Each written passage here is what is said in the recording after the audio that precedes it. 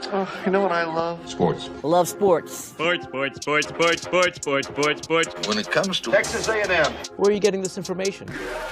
Let me tell you. Welcome to TexAgs. It's here.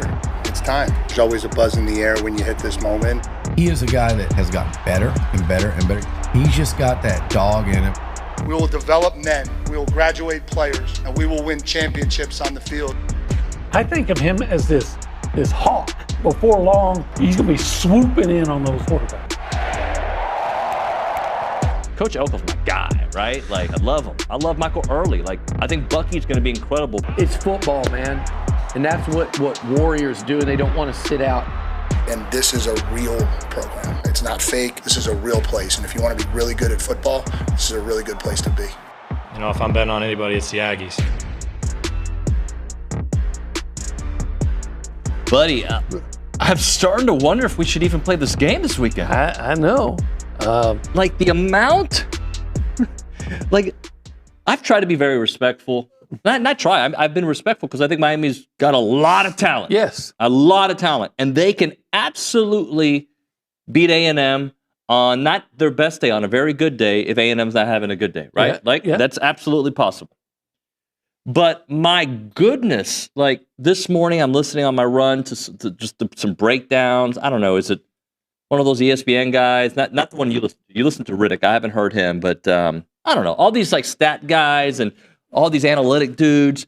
There's a comedian, Michael Yo, who I'm going to try to get on the show. Very funny comedian who lives in Houston, but he's a University of Miami fan. Okay. And he's talking about the A&M played the Diet SEC this year. Spot the ball, let's go. And he shows all their wins against terrible teams and their loss to Texas, the only team that was worth a darn, in his opinion, in the SEC. And I'm like, bro, have you seen the ACC? Yeah, I mean, I would say, since they both beat Notre Dame, who's the best team other than Notre Dame that Miami beat? Is it Pitt? An 8-4 Pitt? Yeah, pretty much. That 8-4 in the 8-4 in the ACC just doesn't do a lot. What did Missouri end up doing? They finished 8-4. I think they were around 8-4. Okay. They might have been 7-5 for all I know. But again, because they lost to Vandy, they lost to A&M, and they lost to Oklahoma and Alabama. So if they went to 8-4, that meant they lost to 3 teams in the playoff and one team that was almost there. 8-4. 8-4. Oh, okay. So not all 8-4 teams are created equul, right? I wonder how LSU, mid-season LSU, would have done in the ACC.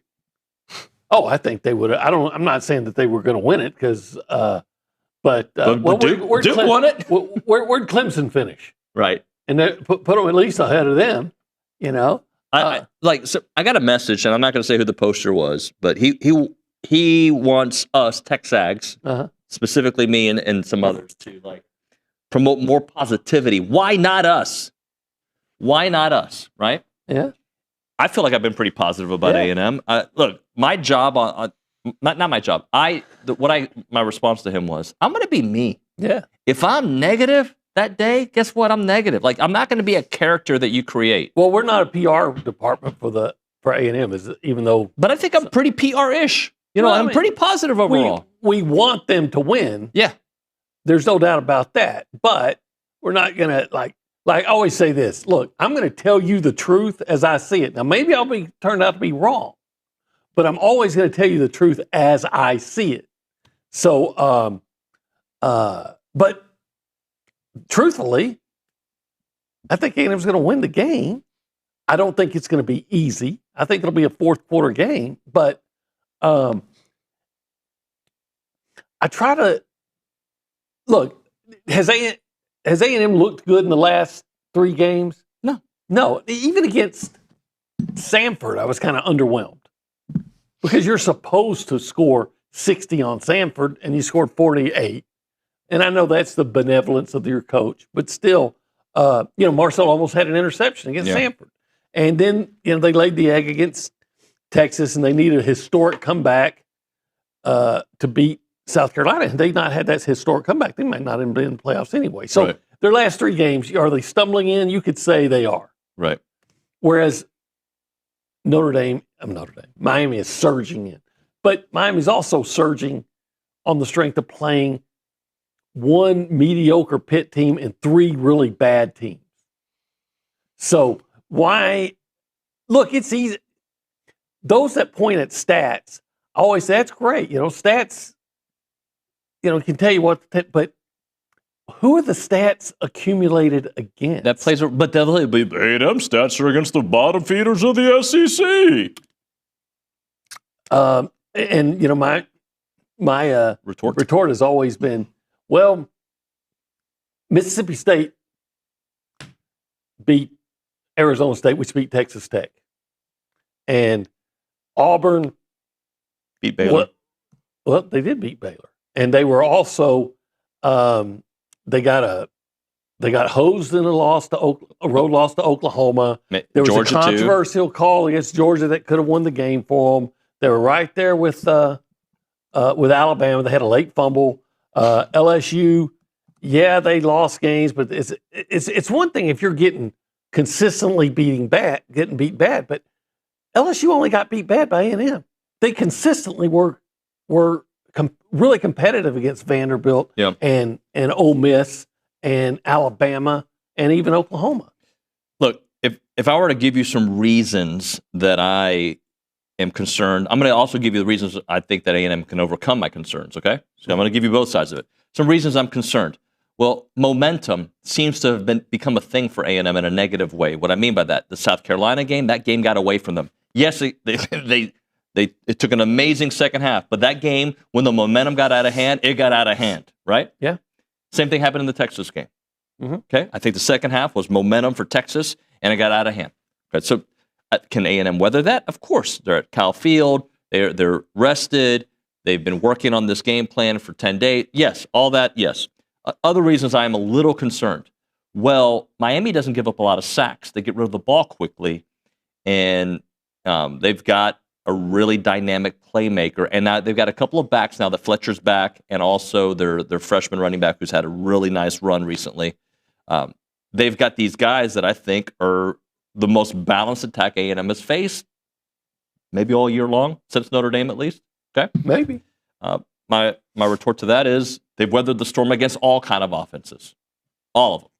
Teams that try to slow it down, teams that try to speed it up, mobile quarterbacks. They haven't really faced that many non-mobile quarterbacks. I mean, like, the non-mobile quarterbacks they have faced have still been pretty fast, or they can get yards. I don't know if Carson Beck can. I don't know. Yeah. I don't either. Look, I'd be nervous about the game because I respect Miami. Yeah. I respect Miami apparently a heck of a lot more than these national talking heads respect Texas A&M. I completely, for the people from Miami that might be watching, I completely acknowledge the fact that A&M can lose this game if they don't play their A game. I understand that. Yep. I'm not saying Miami's not good, but I'm also saying is I do believe that A&M is the more better tested team. And if you're gonna crack on A&M's schedule, like you were saying, how do you not crack on Miami's? Yeah. Look, I'm going to give you some reasons for optimism. Okay. All right. For those who need a little positivity, I'm going to take a couple of stats from. But it's funny. I'm going to give you some stats from Conor O'Gara's article about who's going to win games. He picks Miami to beat A&M, which doesn't surprise me. Almost everybody does, right? But if you're looking for reasons for optimism, for A&M to win, not because of A&M, I'll give you some because of A&M, but because of Miami. Here's a stat. Mario Cristobal has one true career road win versus an AP top team. It was back in 2021 when he led Oregon to a win over Ohio State. Miami's trying to become the first ACC team to win in a New Year's Six playoff game or bowl game since 2019 Clemson. That's the last time that a ACC team won a very important bowl/playoff game. And I'm going to give you some of the numbers from those games, OB, just to understand how much of a beatdown it's been. Because the Rose Bowl, 2020 Rose Bowl, Miami beat Notre Dame, which was playing as an ACC team, 31-14. The Sugar Bowl, Ohio State destroyed Clemson, 49-28. A&M over UNC, 41-27. You had Michigan State beat Pitt, 31-21. All these games are double digits. Tennessee 31-14. Georgia 63-3 against Florida State. Texas 38-24 last year. Penn State 38-10 over SMU. These are all by double digits what the ACC has done. So the ACC, who's claiming that they're going to come to Kyle Field with their best hope in Miami at 10-2, is going to come beat an A&M team who is in the top 10, who's undefeated at home this season, who has had one blemish on their resume. That's their hope against in a conference that hasn't beat anybody worth a salt. Yeah, I find that was very interesting numbers, and trends. But I don't get a lot of solace in that because similar numbers would have told you A&M can't win at Notre Dame. Right. So these are just numbers, but they're interesting. Again, I'm going to say if I'm looking at what's stuff to make me feel confident or whatever, I'm going to say, look, I'm looking to say, well, all the stats that were rankings for Miami are very gaudy, but I'm going to look at their say passing offense and how well Carson Beck's done. I'm not saying he's not good, but he's played the number 136 pass defense in the country, the number 135 pass defense in the country, the number 134 pass defense in the country, and of course there's only 136 teams, and that doesn't include Bethune-Cookman. And then I think Syracuse is like 104. What I'm saying is not to completely dismiss Carson Beck, because I saw him play at Georgia, but a lot of quarterbacks are putting up huge numbers against the caliber of competition. A&M is, A&M beat Notre Dame, so I'd say A&M is the best team they have faced all year. Yeah. I'm going to read another little note. This is from the Michael Yo comedian I was telling you about. The mighty SEC is 5-3 versus the ACC this year. 2 more wins. LOL. Miami's 3-0 versus the SEC in the last 3 games. Okay, so Louisville beat Kentucky? Mm-hmm. Okay, so that's one of them. I'm trying to think what are the other ones. Florida State over Alabama. And Miami beat Florida. Yeah. Which A&M also beat Florida. Uh-huh. Okay. Yeah, and the Florida State Miami game, I mean Alabama game, I still don't know what was going on in Alabama. They look completely and I don't think it's obviously not a vintage Alabama team. They still may beat Oklahoma, but he forgot. I mean, Georgia beat Georgia Tech, so yeah. Well, he said 5-3 versus the ACC. 3. Oh, he said okay. Yeah, 5-3. So. And again, none of it matters. None of it. Yeah, look, we might find out that everything that people have been saying on Saturday was very true, that A&M peaked early in the season. And that's a possibility, LB. I'm hoping that that's not what the case. I'm hoping that Mario Craver just hasn't been himself recently, that ABR had time to get healthy, that Le'Veon Moss got time to get healthy, that Marcel had time to kind of reset his mind and play the way he was playing Heisman caliber for most of the season. Those are hopes, and I think those hopes are built on what we've seen for 12-game season, not the last 2 out of 3 games. Yeah, I'm reasonably optimistic, not taking anything for granted. But I find it humorous. He is a comedian, that so many are just seem to discount A&M at home. Maybe what we should do is, if I get him on the show, he'll have his partner, I'll have you, we'll have a nice little conversation. Could be fun. I don't know. A comedian versus another comedian? Well, I'm not a comedian. You're a funny guy. Do I amuse you? You do amuse me. Funny like a clown? Yeah. Anyway, this is TexAgs Live. We are presented by David Gardner's Jewelers. We are in the Rollo Insurance Studio. It is the Go Hour, presented by the Warehouse at CC Creations. He's Olin Buchanan. He's David Nuño. Thank you for telling me. Today is Thursday, December the 18th, 2025, and we are sitting at the Holistic Planning Cool Zone. If you want to be a part of the conversation, you call us up on the Buppies Catering and Bartending Hotline. I bet you don't know the number. I do know it. All right. 979-693-1150. If you call that number, we might answer. We'll answer. Will we? Well, somebody will. Somebody will answer. Won't be us. Let's go around the room. Say hi to the people. Nick Savage, day 2 back. He is now in football mode. Nick, good morning. Absolutely. Yeah, good morning, y'all. The more I think about it, the more I think getting out to a fast start is so important. And I know you have that on your rundown, so I'm kind of stealing it from you. And Billy mentioned it as well. But just, I'm not saying the 12th man's going to, fall out of the game if it's tight at the beginning. But if you, again, kind of similar to what happened at LSU, like it was a tight game through the start of it, but then they pulled away, started to build momentum, cleared the stadium out. Reverse, you want a fast start at home to keep the 12th man in it or ramp them up even more if that's possible. I know it's already going to be crazy enough being the first playoff game ever, biggest game at Kyle Field, whatever you want to say. But, just a fast start, maybe an early turnover by the Aggie defense would be a huge, huge momentum swing. And like you said, David, momentum swings have been a big thing for this team. Yeah, so I was listening to Billy and Gabe yesterday. One of the things Billy said was like he would have rather, obviously he would have rather played Alabama, but also Notre Dame over Miami because he just thinks the talent on this team. I remember when the pairings were first announced, I was like, all right, this is not that, like, I thought to myself, I'd rather play Miami than Notre Dame. I've done research since then that's maybe paused on that a little bit, but then I'm like, is it because I've done over-analysis and over-research that now I'm seeing all the good in Miami and I'm also allowing the outside noise?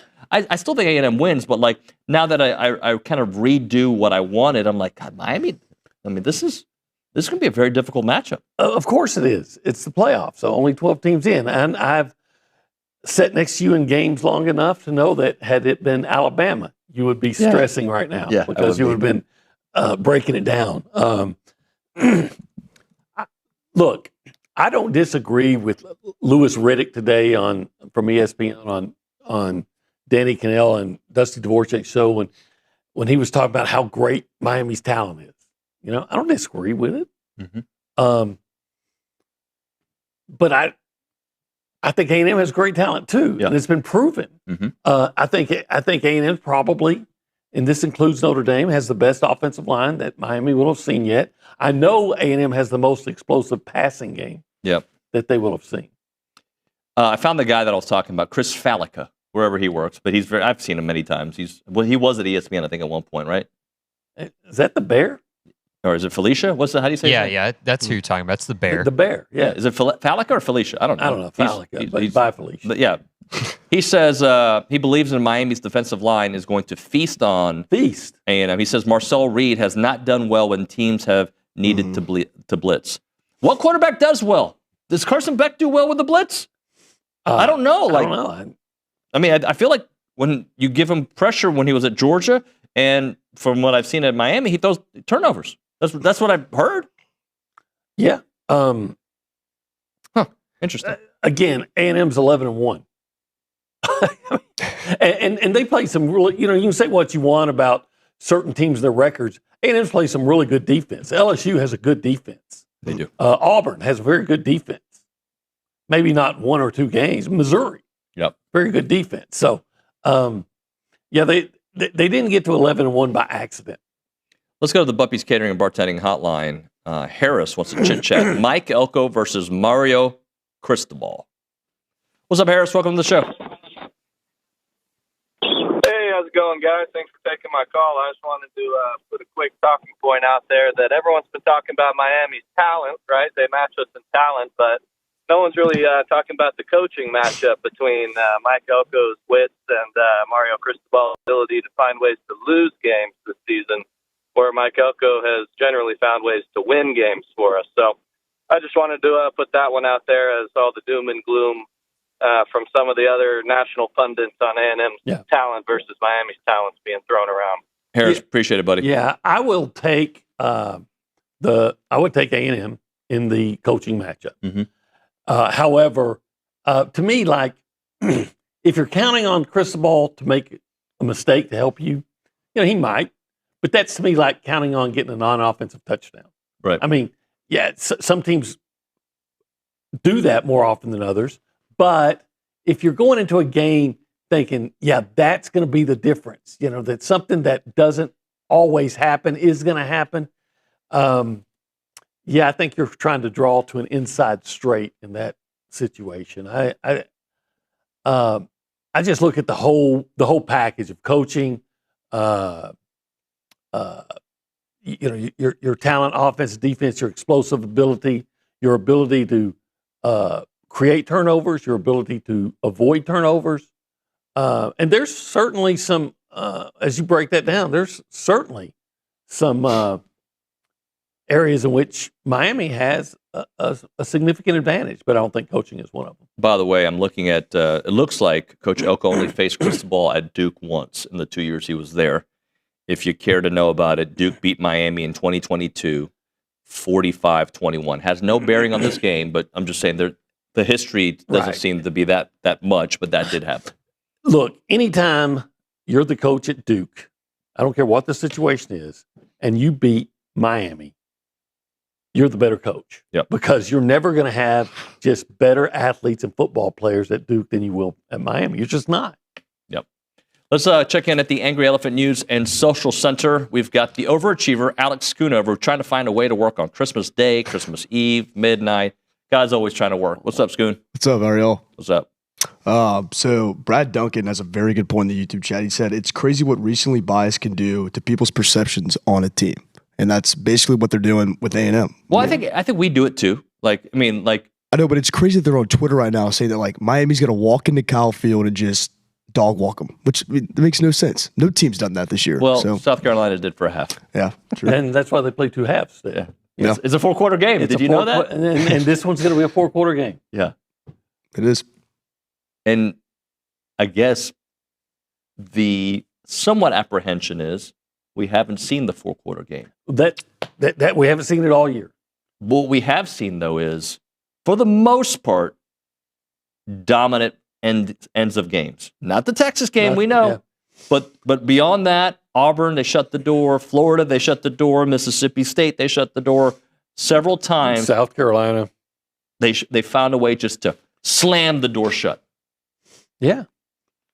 And what A&M has to do is get that lead and slam the door, and then don't even leave it open, because they do things we've seen on a couple of occasions to open the door back. Right. Typically with some bizarre calls and bizarre situations. All right, let's hit a break here. All right. Let's just take the comedian to go eat at 1775. No, he doesn't go? He doesn't deserve it. No. Because 1775 barbecue is no laughing matter. That's serious business. You know. Fine. Let's get a mortician. You know what? I'd die for some 1775 barbecue. Well played. Some of that brisket, some of that jalapeno sausage. It's so good. The jalapeno sausage, that's a great entree. The turkey, that svelte. Okay, because you're svelte. We got to stop with this. Guy like you. You only get svelte, or however you spell that, by eating more. Eating more turkey. And of course, I love the ribs, those pork ribs. I'm a ribs guy. You probably see your ribs. You can. It's pretty good. And then, of course, the jalapeno. The queso mac and cheese. You know, that's no laughing matter. That's serious business. That's serious barbecue. So fine, we take morticians and not comedians to 1775. That's the new slogan. Like I said, that's barbecue to die for. At 1775. I'd prefer to live for a long time. So would I. 1775txbbq.com. Then I could eat more 1775 barbecue. 979-492-6241 is 1775. And it's good. Don't die.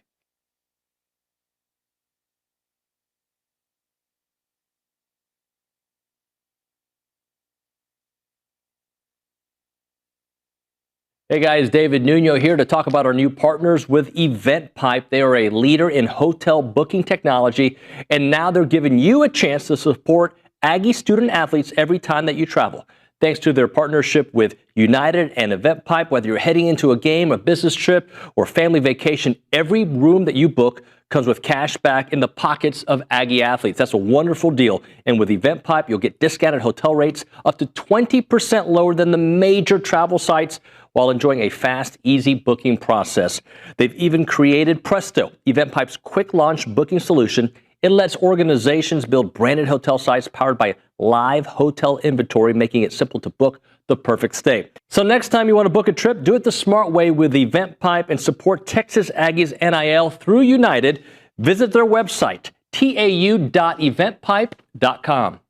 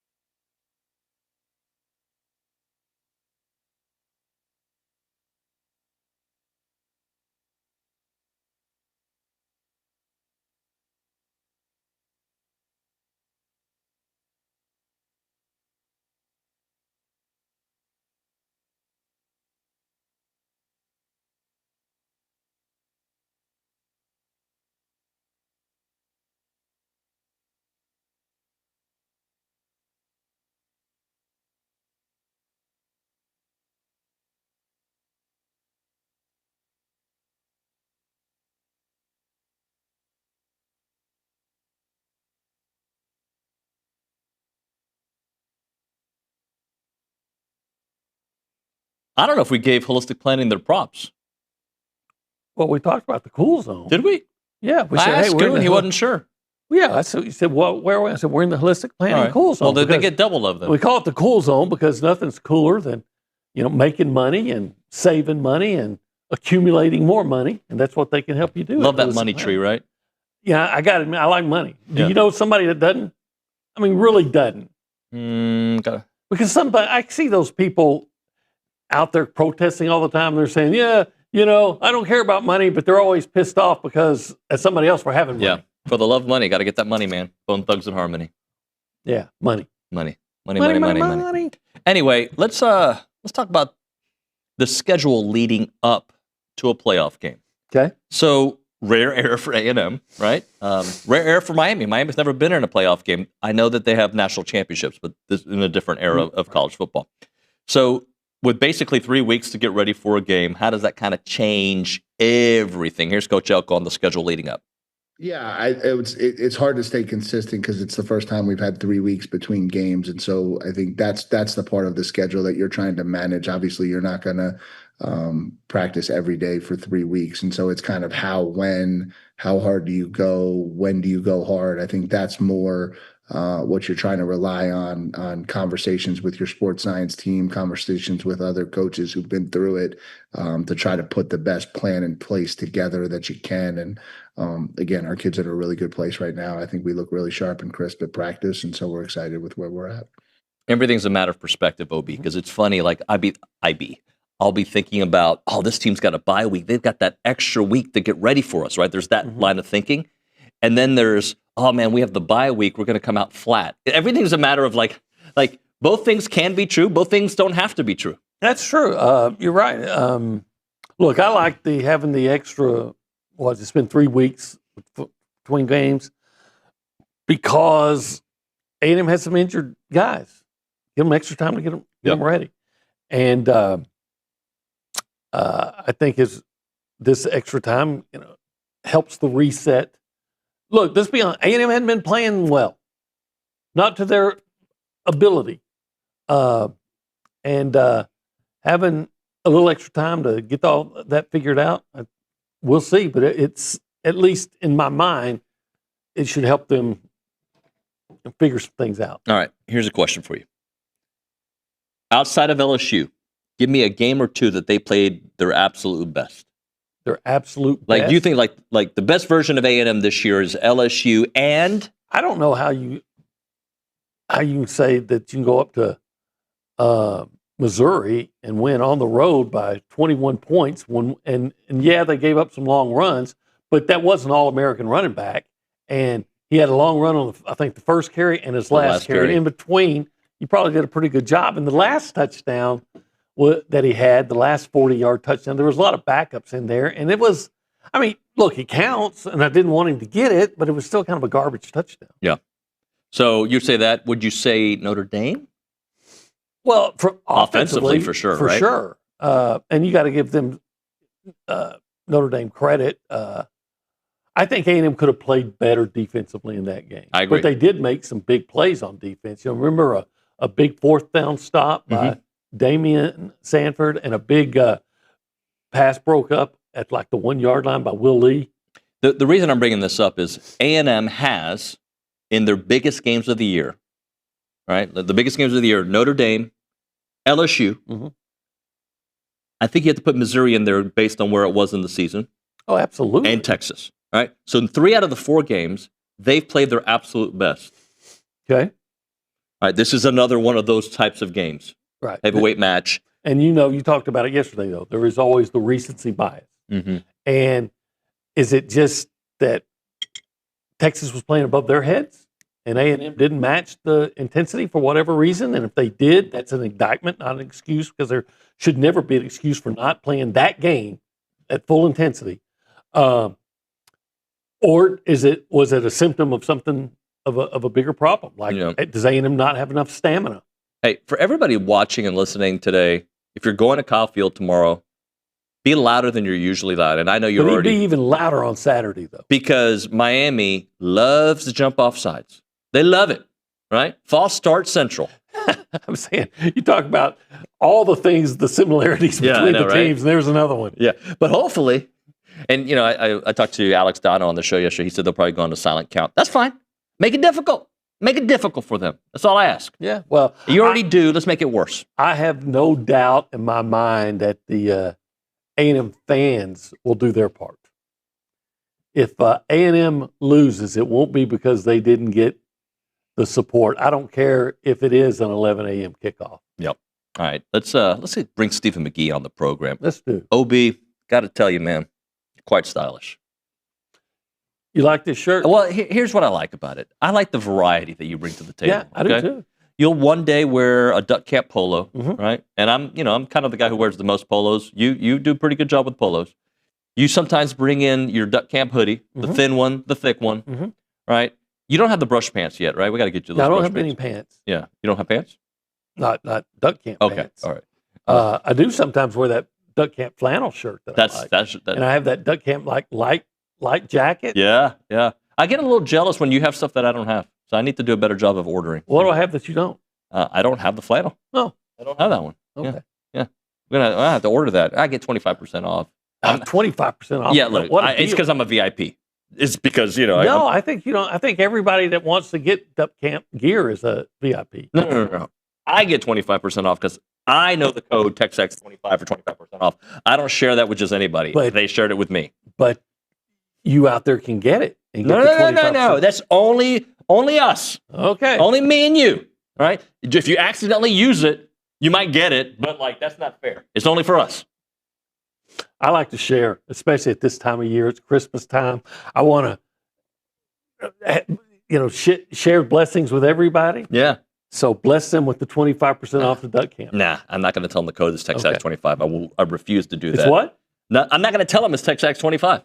Okay, 25. don't tell them. I'm not going to tell them that. So you want to make sure I don't, just so I won't spill the beans. Yes. Don't tell them. Don't tell them that it's nobody. TexAgs 25 for 25%. Do off. not tell them. I didn't. To be honest, Yeah. it might have expired a month ago, but I keep using it. So sorry to Luke at Duck Camp. It might have expired, but don't use TexAgs25. Duck Camp.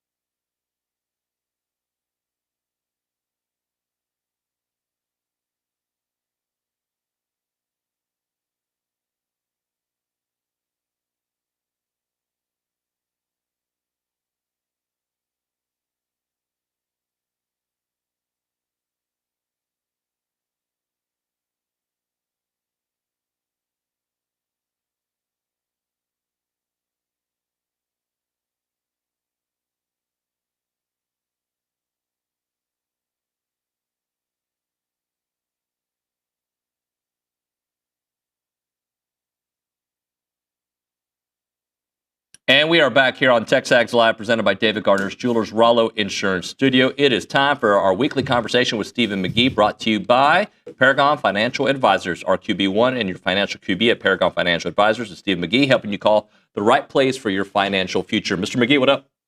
Morning. So rumor has it you're not as high on this weekend as, well, actually, you're like most of the people on the internet that are picking against A&M. Is that the truth? I would say I'm picking against A&M. If you ask me what's my beat on the game, do I feel good about it? I don't think I feel good about the game. And it's not. Well, do you feel bad about it? I do. Okay. So you're picking Miami. I just don't feel good about it. I don't know. I don't think you're not saying you're picking Miami. You just don't feel good about it. I'm not putting money on Miami. I don't feel that good about Miami. I'm just saying I don't like the way we've trended. And most importantly, I don't think that our quarterbacks played at a level to win these types of games most recently. You know what?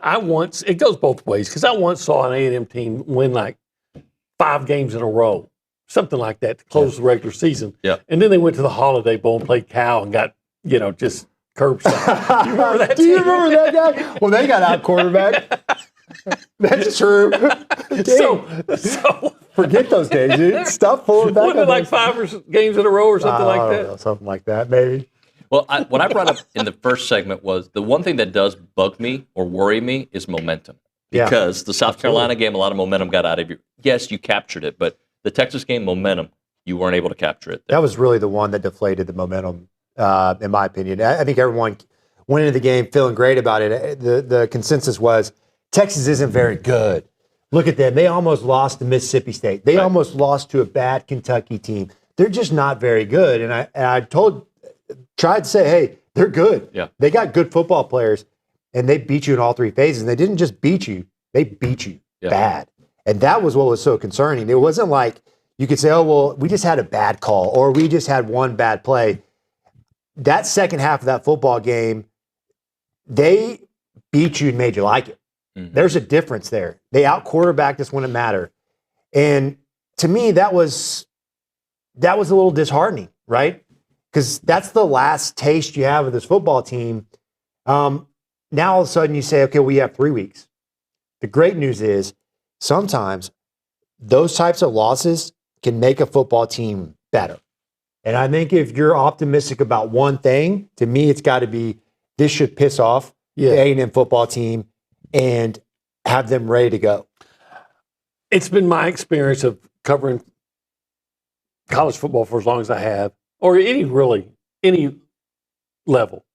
If you have a prideful, good team and they play poorly, they typically play, or maybe they're not even a team, just an area of a team. They typically play really well the next time they play because, again, they know they played bad and they hear about how bad they are for a week or 2 weeks, or in this case, 3, and want to come back and redeem themselves.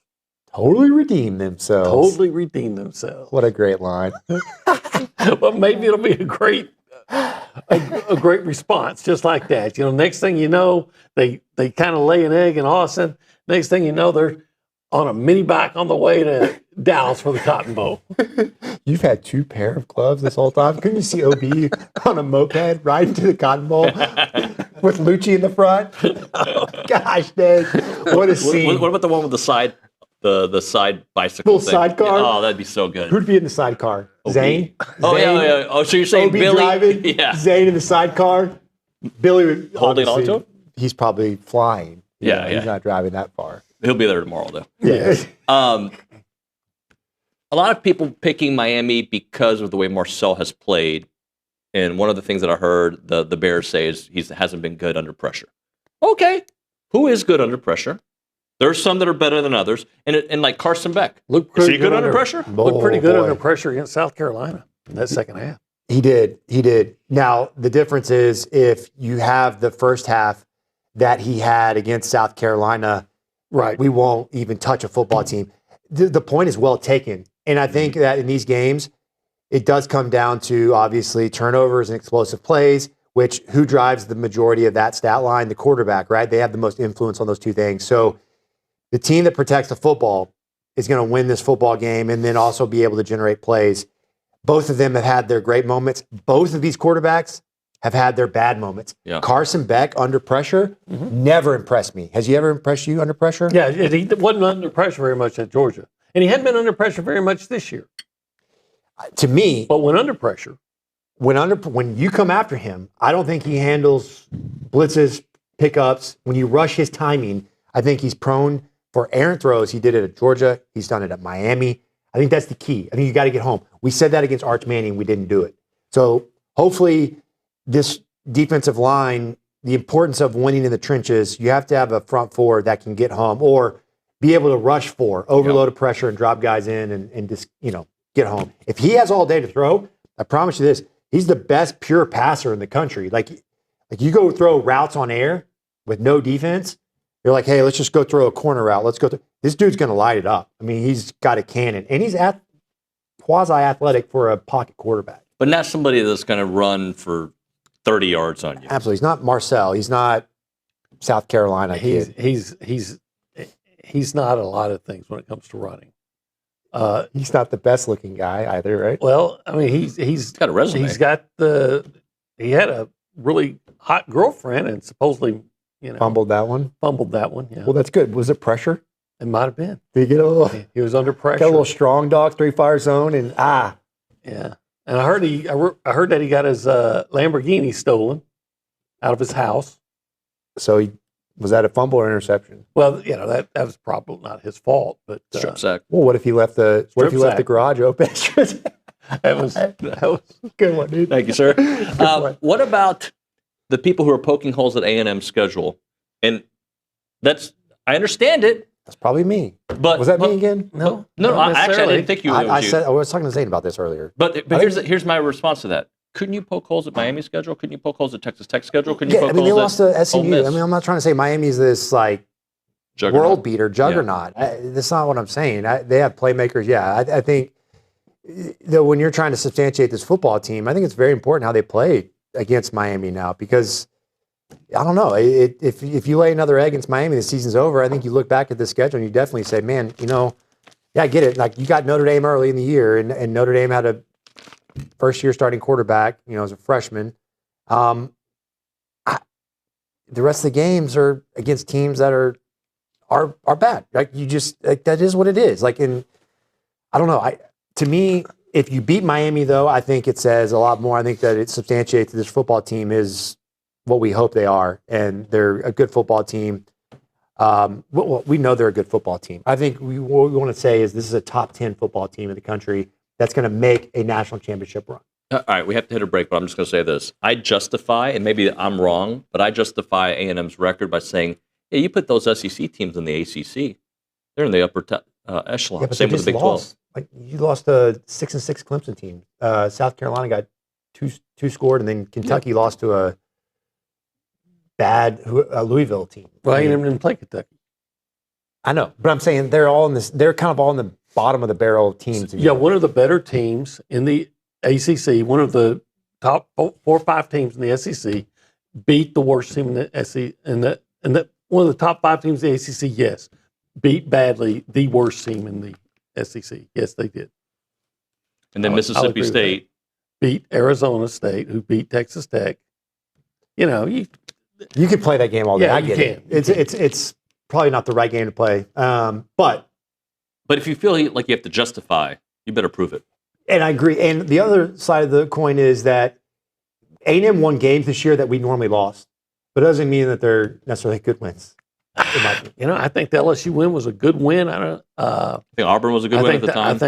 I think Missouri was a very good win.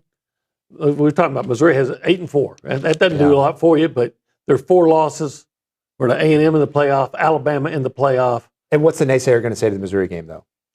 I don't know. The backup quarterback played completely inept. Who was really good against Vanderbilt the week before? Because Bo Pribula was such a great quarterback. Could Bo start for Tigers? Let's hit a break. Maybe. Let's not get too far. If your organization or business is looking for an opportunity to engage with Aggies, then check out the Association of Former Students that brings Aggies of all ages together during their marquee events. We're talking all Aggie Hullabaloo, Aggie Ring Day, you name it. They welcome tens of thousands of guests, and there are many sponsorship and vendor opportunities to get your brand in front of those attendees. And they offer a wide variety of both digital and in-person options to promote your brand.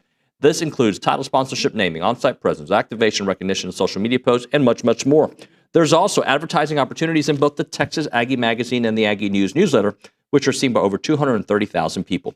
So if your business is ready to engage with Aggies, choose a partner with the organization supporting the Aggie Network for the last 140 years. For more information on options available through the association, please email sponsorships@aggienetwork.com. It is the Association of Former Students.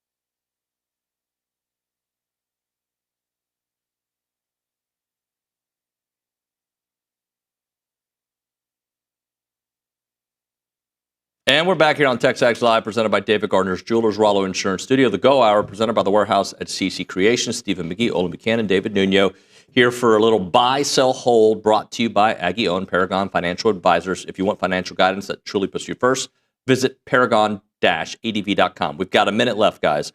Most likely to happen, Marcel throws for more yards than Carson Beck. Moss goes for over 80, or Casey or Mario, either one goes over 100. I would buy Marcel throwing for over for more than Carson Beck.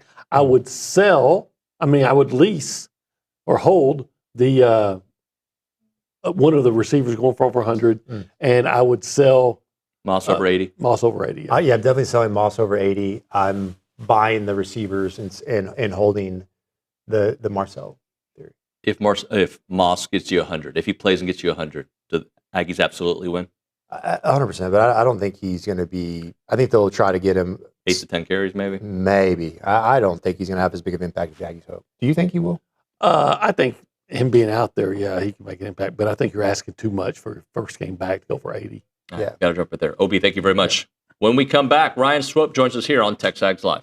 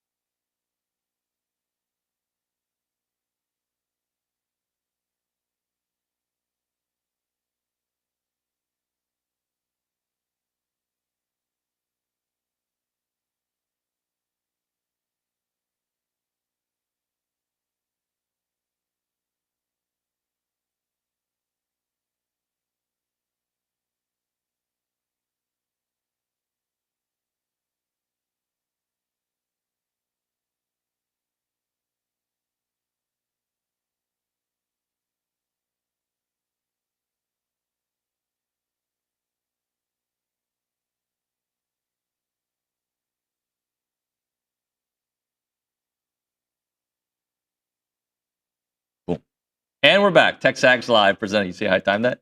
Presented by David Gardner's Jewelers, Rollo Insurance Studio.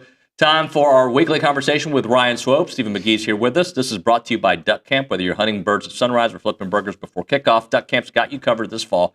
Check it out at duckcamp.com. Built for the outdoors, designed for everything else. Mr. Swope, how are you? Good, man.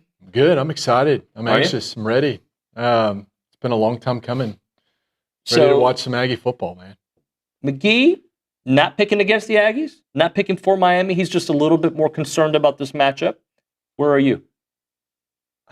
I'm a little bit more optimistic about it. Okay. I mean, there's I don't know. I feel like this football team it was a cliffhanger for us here late of the season. But I've seen some really good things. I think having Mike Elko in our corner gives me a lot more hope than, say somebody else in the past. I feel like that Texas game, obviously it was tough to swallow, but I think you find a lot about your football team when you go through those kind of moments. And when you have Coach Elko as your head football coach, I think you learn from those moments. And I think we're going to see a revived Texas A&M football team. There's a lot of things I think that need to go our way. One, obviously, just the turnovers. We got to take care of the football. This is a good football team.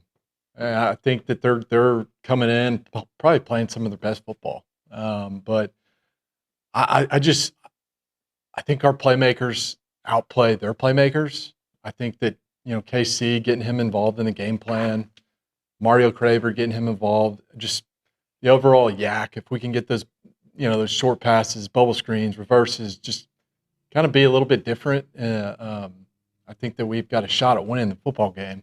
Obviously, Marcel's got to play really well and take care of the football, and that's probably where you're kind of.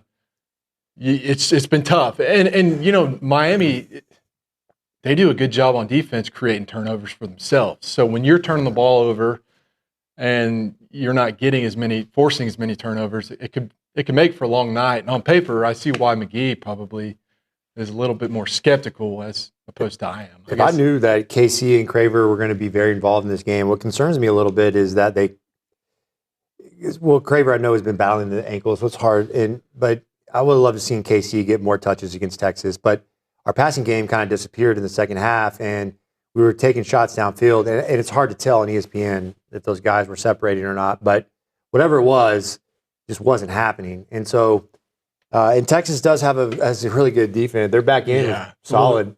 That's what people don't realize is Texas was a really good football team. Like I personally think they were a playoff football team. 100% when we played them, like they were grooving and they were playing really well. And so people will sit there and go, "Oh, well, they almost lost to Kentucky and they almost lost to Mississippi State and they lost to won Florida." Those games, which changed their trajectory. Right, but they continued to get better and progress. And I feel like we were more just kind of where we should have been progressing. We were kind of stagnant in a way, and so they were good. That was a really good football team. I feel like that they could have been in this playoff. So on the heels of that, I'm going to play a game with you guys that play with OB. Okay, you can't use LSU as this answer. Where has A&M played their best football? LSU, we know, is I think the pinnacle of the season, right? But beyond that, what is there a set of games that you say they played their best? Because I think we know when they played their worst. They played their worst against Texas, and they played their worst for a half against South Carolina. Yeah, it's a good. Missouri. It's a good question. So we didn't. Missouri they ran all over us. But you won by 21. Yeah. I don't know. Florida. There were some really good moments in that Florida game. Remember, though, Florida, you got up early, then you didn't score for a while, and it was a close game entering the fourth quarter where you got distance. Yeah, the thing I liked about that game is we came out hot against Florida. We answered their scores. And really, after their first two drives, they did nothing. So the defense took over at that point. Right. It kind of suffocated them. The problem when you look at that, and when you eliminate the LSU game was probably the closest thing we've had to a four-quarter football game. I know. But offense, defense, special teams, getting them to click all in the same game for the majority of four quarters is how good football teams win games. And I think that's going to be a challenge for our team is can you put together good offense, good defense, and special teams in one moment? Yeah. I don't know. I don't know. It's hard because we hadn't consistently done it a whole lot this year.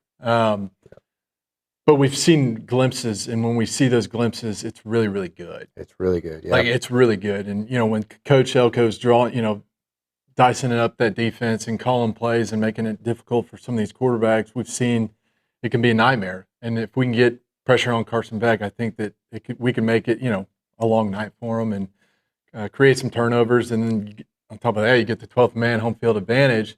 That's huge. So, I think that they're playing some good football. They're athletic, they're talented, they're fast, they're quick. They're well coached. So You like the receivers, 10, 7. I do. That freshman's a good player. What's his name? Good Malachi Tony. Yeah.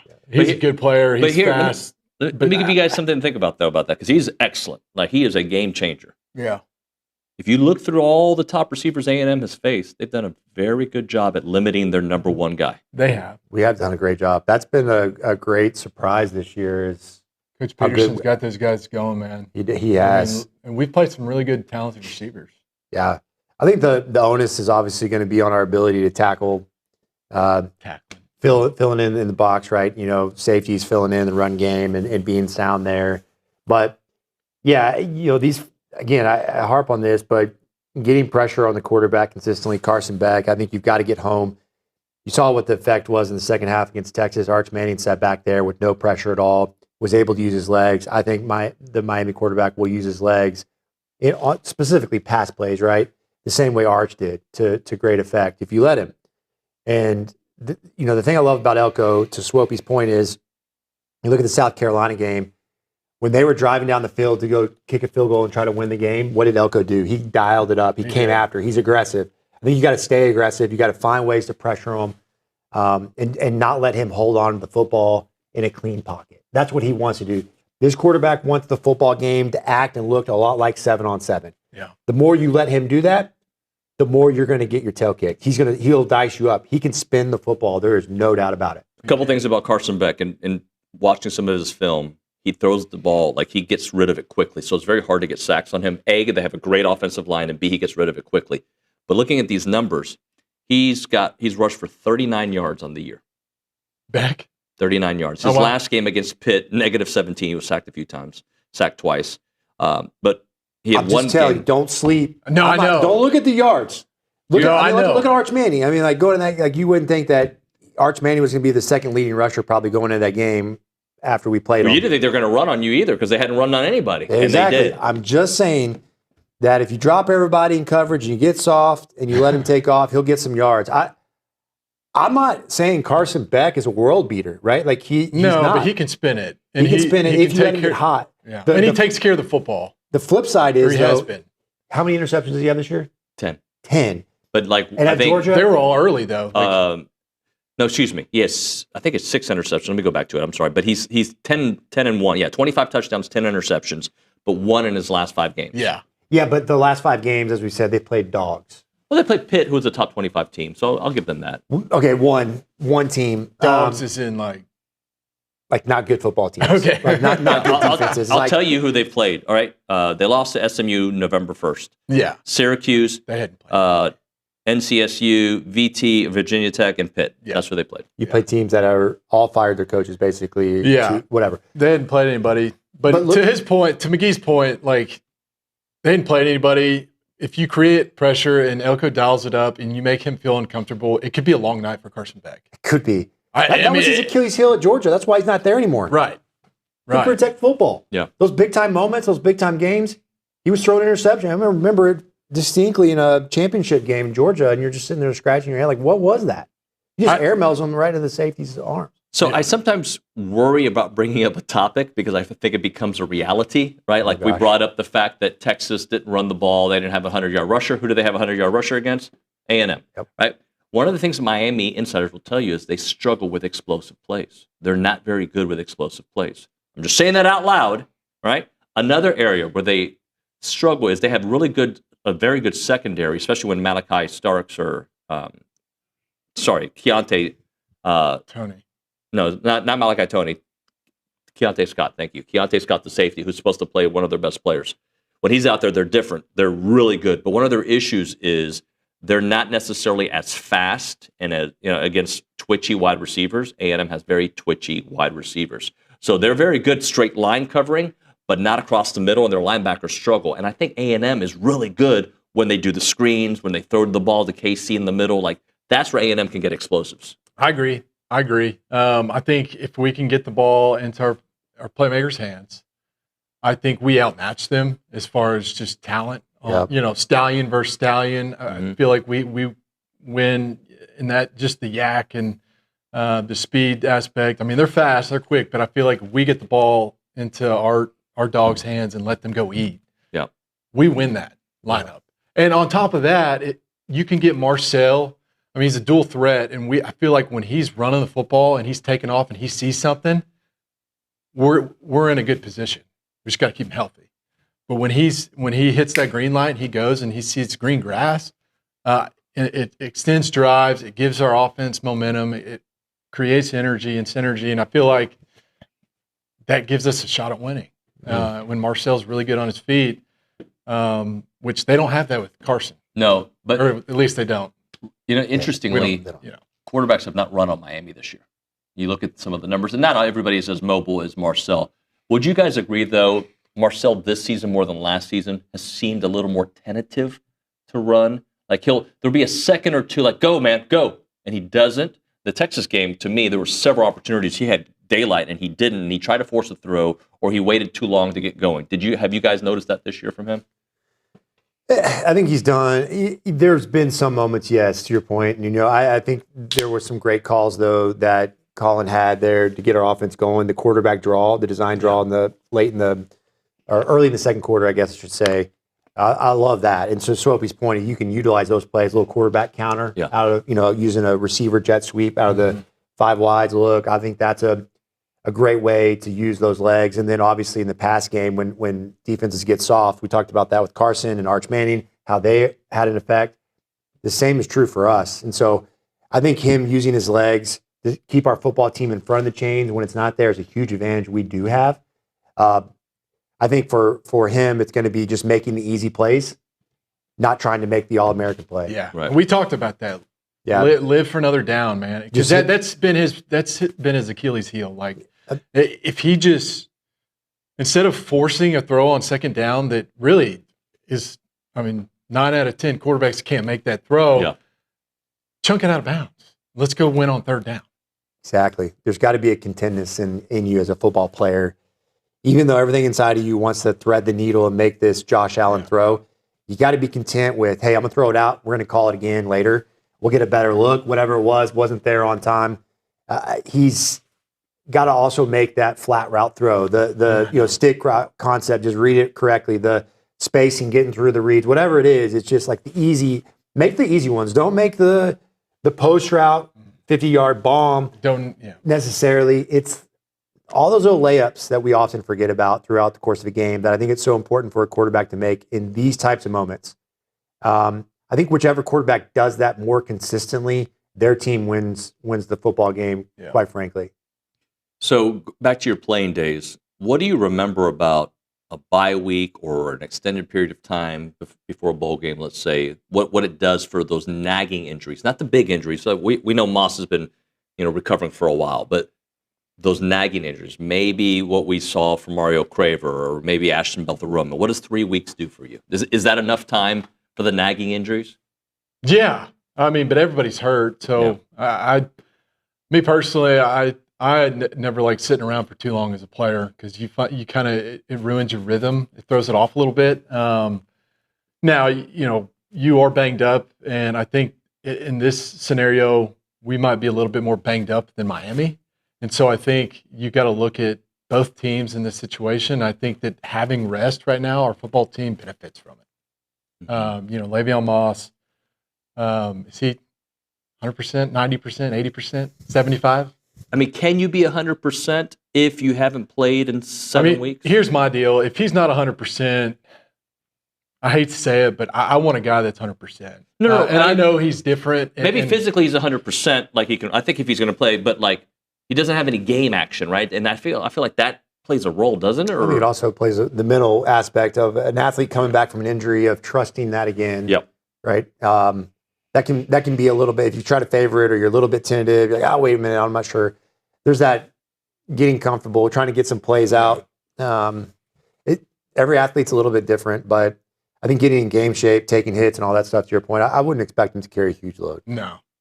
So I feel like 5-7 carries. You think? Probably.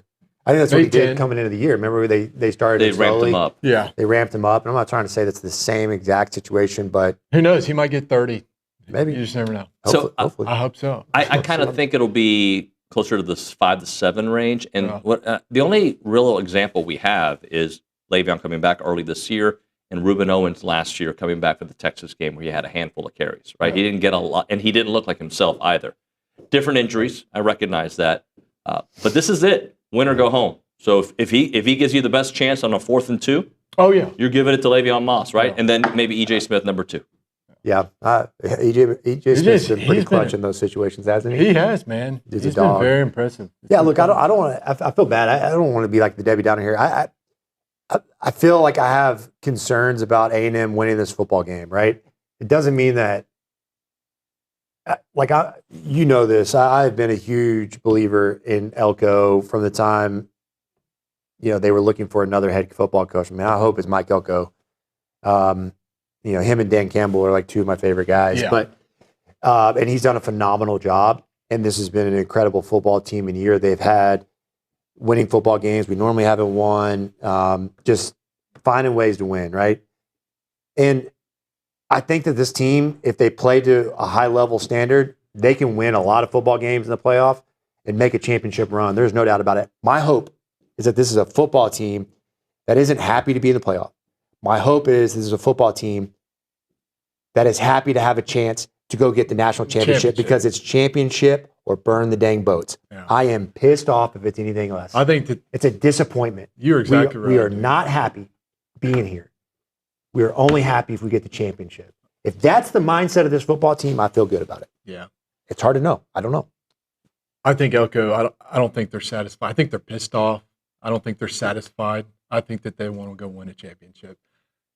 I think we win by a couple scores. Then I take the Aggies. I take the Aggies. I'm putting my money on the Aggies right now. All right, so last thing for you.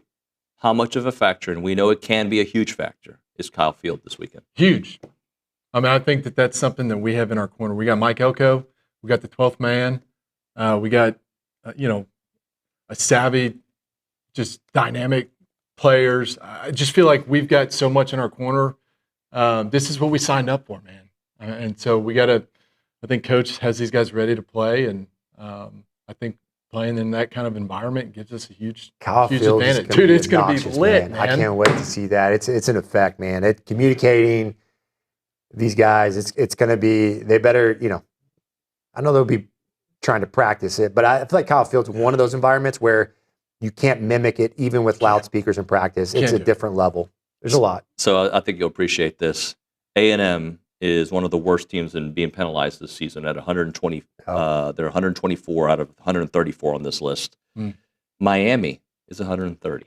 Yeah, it's a great point, Nuño.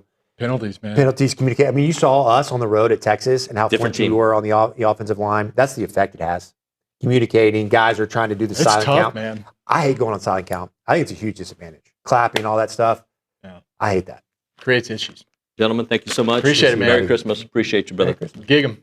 All right. When it comes to preserving your farm, your ranch's legacy, it's not just about capturing pretty pictures. It's about telling the stories and making sure that you pass those values on to the next generation. And that's why Chance McClain and his team have created Heritage Films that tell people's stories, family ranches stories, family business stories, and they are fantastic. Get yourself a documentary about your family so the next generation and the generation after that has that information, and they'll get to see everything that you grew up on, the land you grew up on, the street you grew up on, how you started your business, whatever it may be. YourHeritageFilm.com is the website. YourHeritageFilm.com, 713-893-8341, 713-893-8341. It's Heritage Films.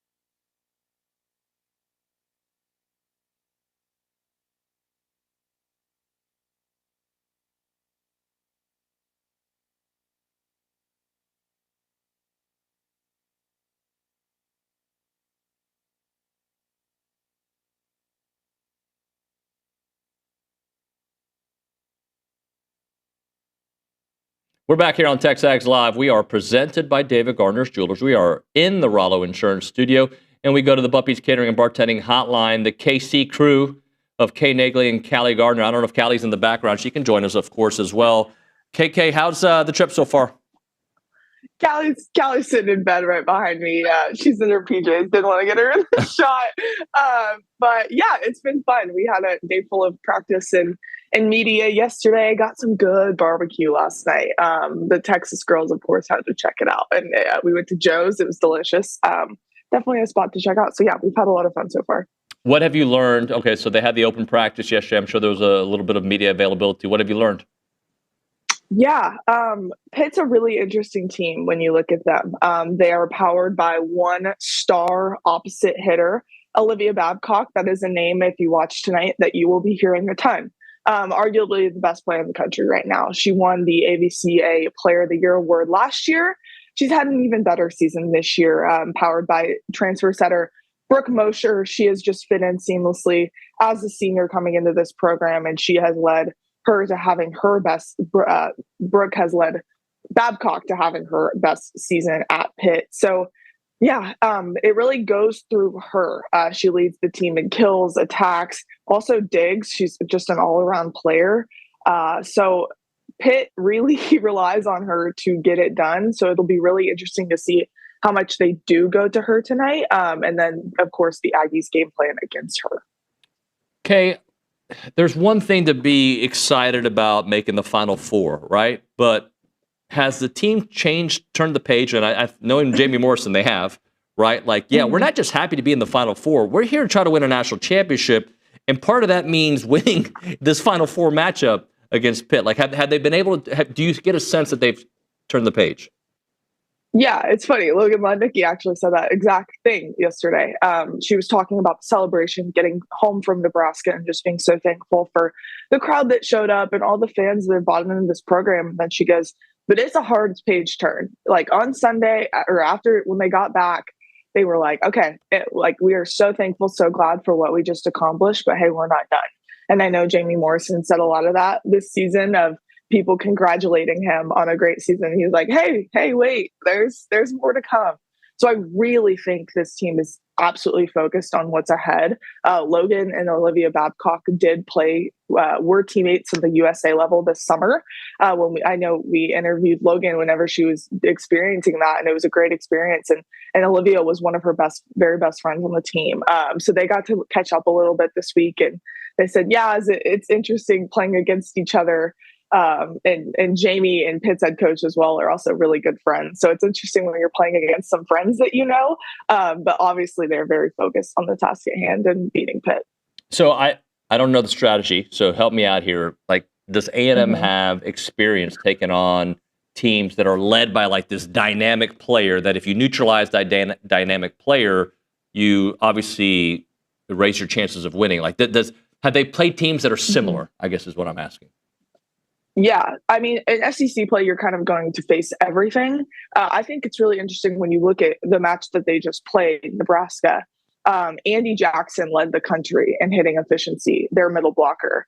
And they completely shut her down, hit less than 100% clip, which is kind of crazy for a player to go from being so efficient to being basically non-existent. And that is a product of the Aggies block. Afena Kazapala had, I think, 8 blocks against them. And also we saw Morgan Perkins come out a little bit. So if the block is able to close on that side and really get good and not leave seams open for Babcock to hit through, she's going to have to hit above them. Hitting above Afena Kazapala is a task.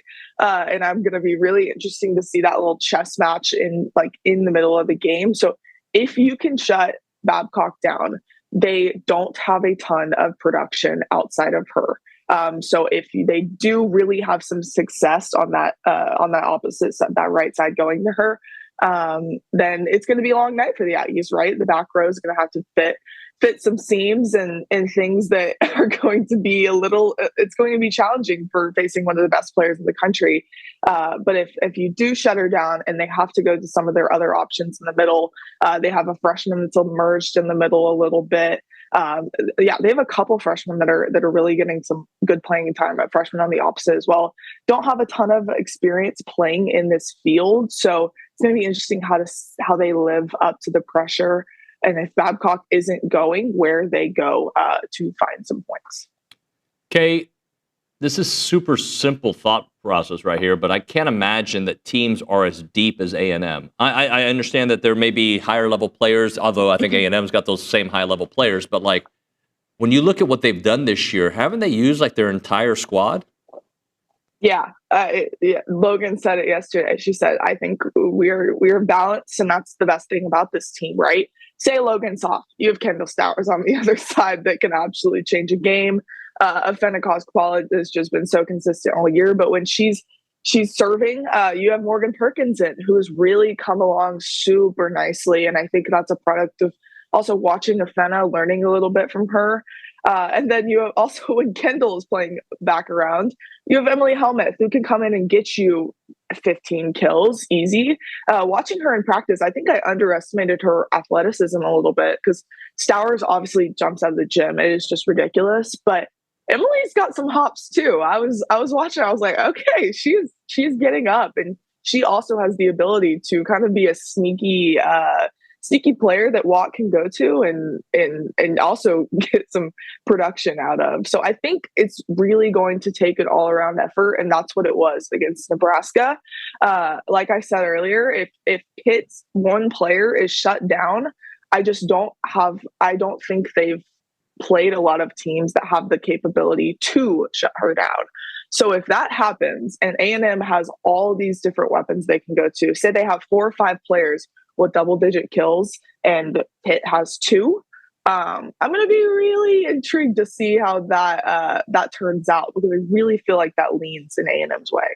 All right, so remind the folks the Final Four. Hopefully, the national championship one coming up here, but the Final Four, 5:30 ESPN. Is that right?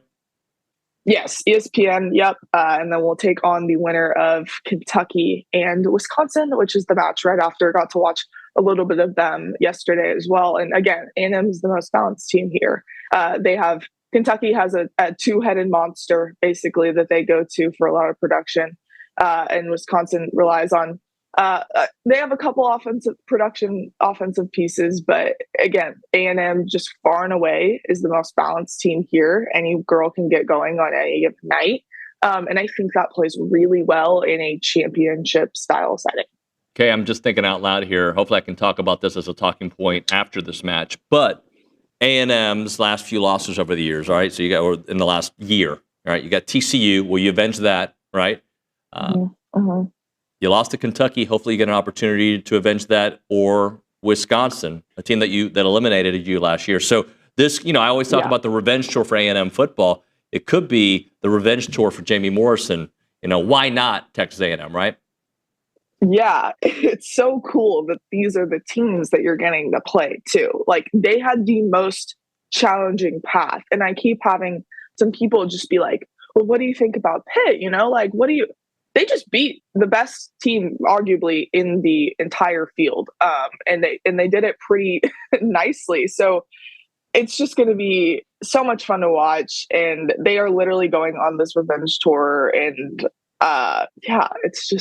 it's so fun. It's so fun. Jamie Morrison is fired up to do it. He's one of 3 other bald coaches here. They were talking about it a little bit yesterday, and they're all his friends, right? It's just a great competitive atmosphere for volleyball. And I think it's also introduced Texas A&M fans to the sport a little bit more. There have been so many people that are interested in what's happening on the court in Kansas City.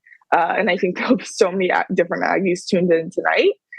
Yeah, it's gonna be a lot of fun, and I'm ready to see them go on this said revenge tour. Great work, KK. You and Kelly have fun, all right?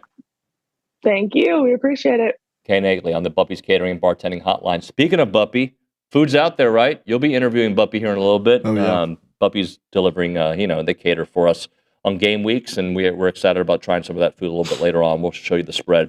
All right, when insurance matters most, who's going to answer your call? The answer is Rollo Insurance, not just because they're the studio home, but they're the best.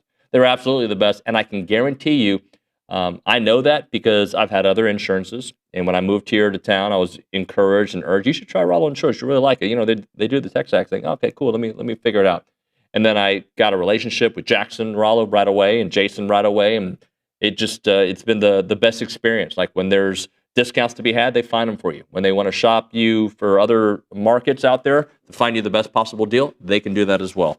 They are super local, but they take care of all of Texas with 60 offices in the great state of Texas. But also, you know this, the headquarters is right here on Highway 6 in College Station. Call them up, easy number, 888-44-ROLLO. That is 888-44-ROLLO, or go to rolloinsurance.com.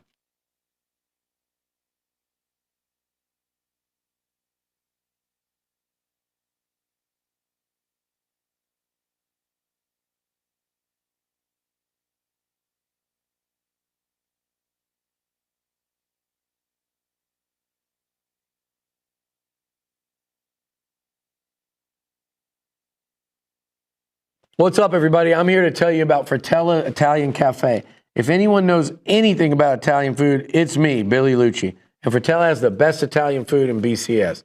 Located at 3901 South Texas Avenue, Fratello is known for their handmade pasta dishes and feature lasagna, beef cannelloni, chicken parmesan, chicken fettuccine alfredo, a couple of my favorites, just a big old bowl of plain old spaghetti and some manicotti.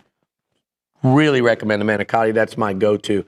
And don't walk out of there without trying the fresh, piping hot breadsticks and the homemade in-house cheesecake, which is incredible. It's great for dining in, catering, gift cards, and even shipping, which they do nationwide. Fratello's is Aggie-owned and operated, and it's an official restaurant partner of Texas A&M Athletics. I'll see you there.